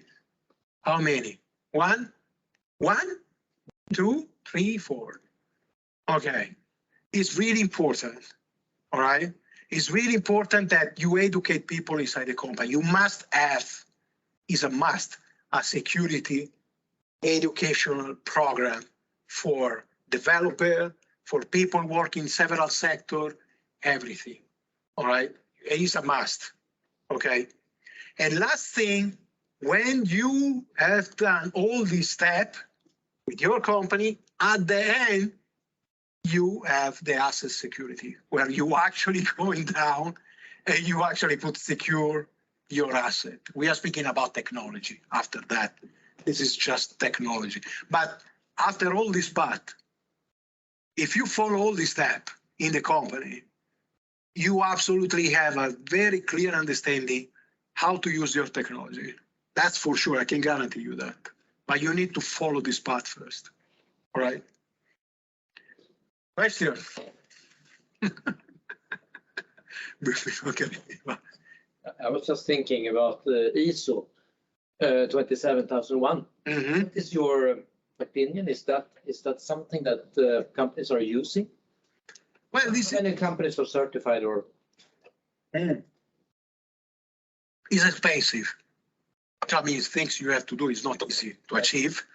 The problem is, is the good about the framework. The framework is the only thing you can use to actually prove to people, company, that you are secure or you are following at least all the standard for this framework.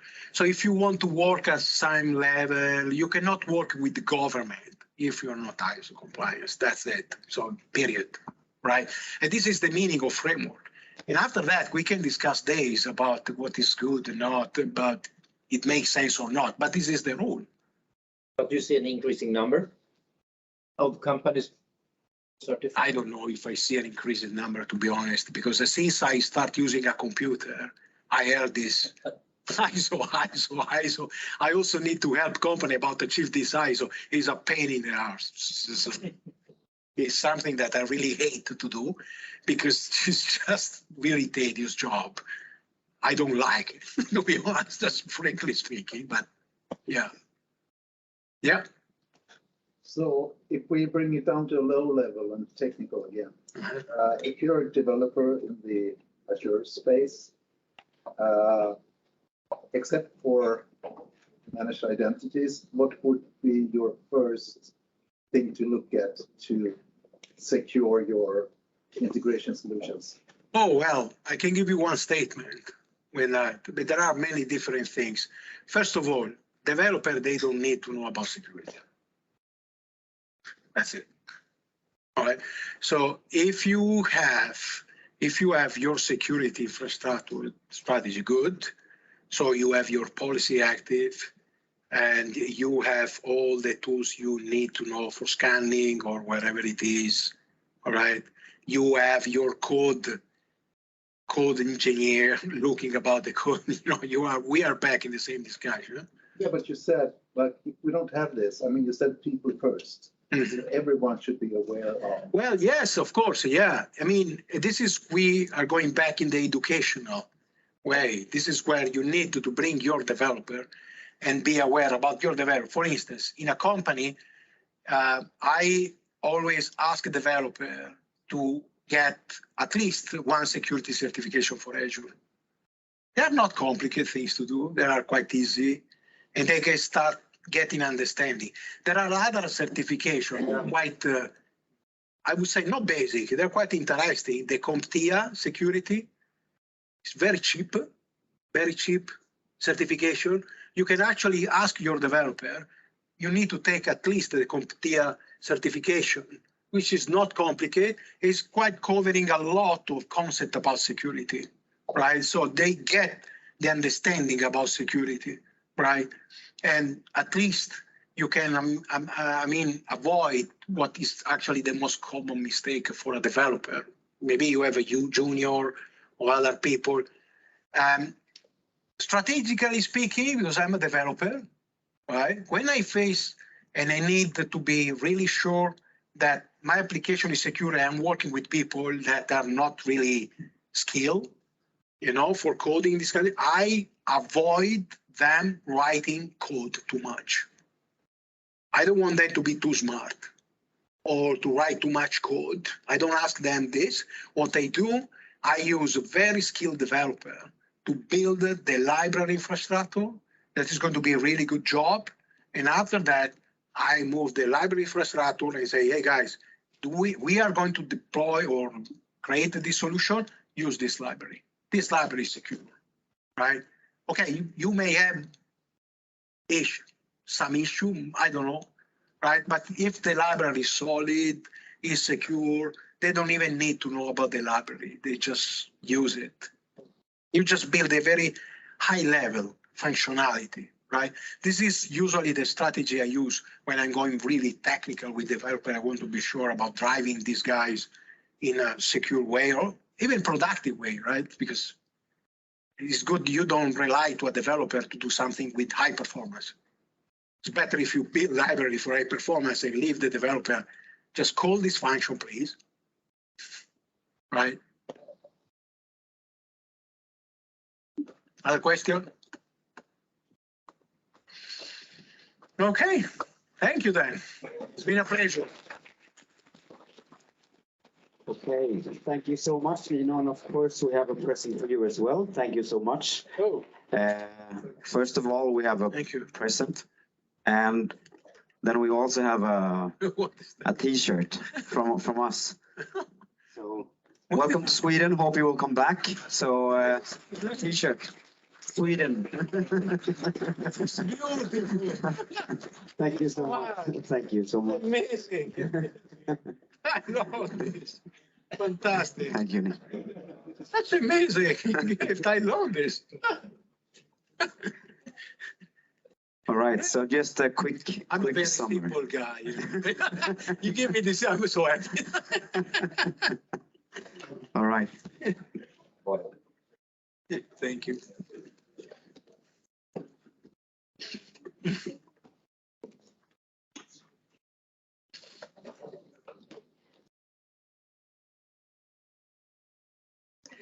All right, security for an organization. Thank you so much, Nino.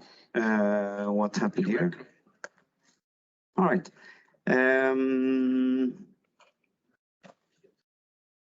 Here's my notes. Summary. I'm not even going to try to summarize all of the things that have been said, but here I go. So security-wise, Nino, it starts with the people. Yeah. Then the process, then the technology. Yes, Yeah. All right. So it starts with them.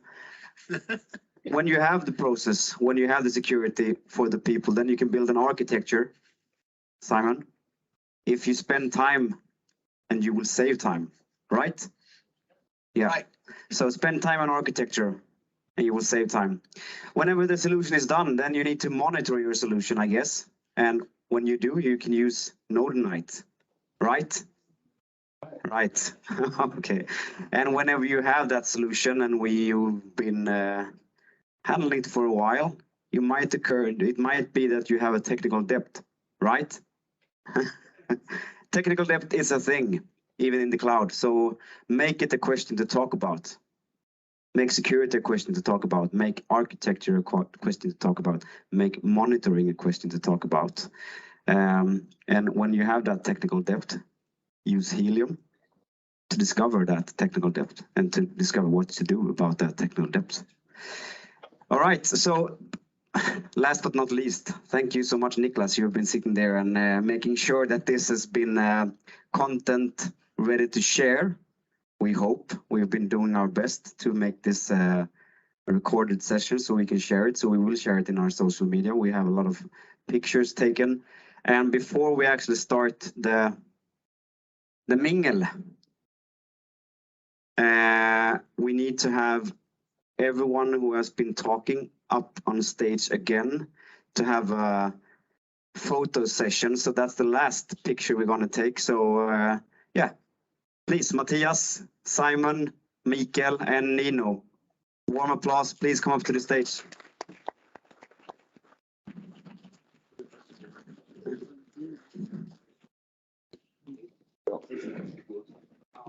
Kom igen.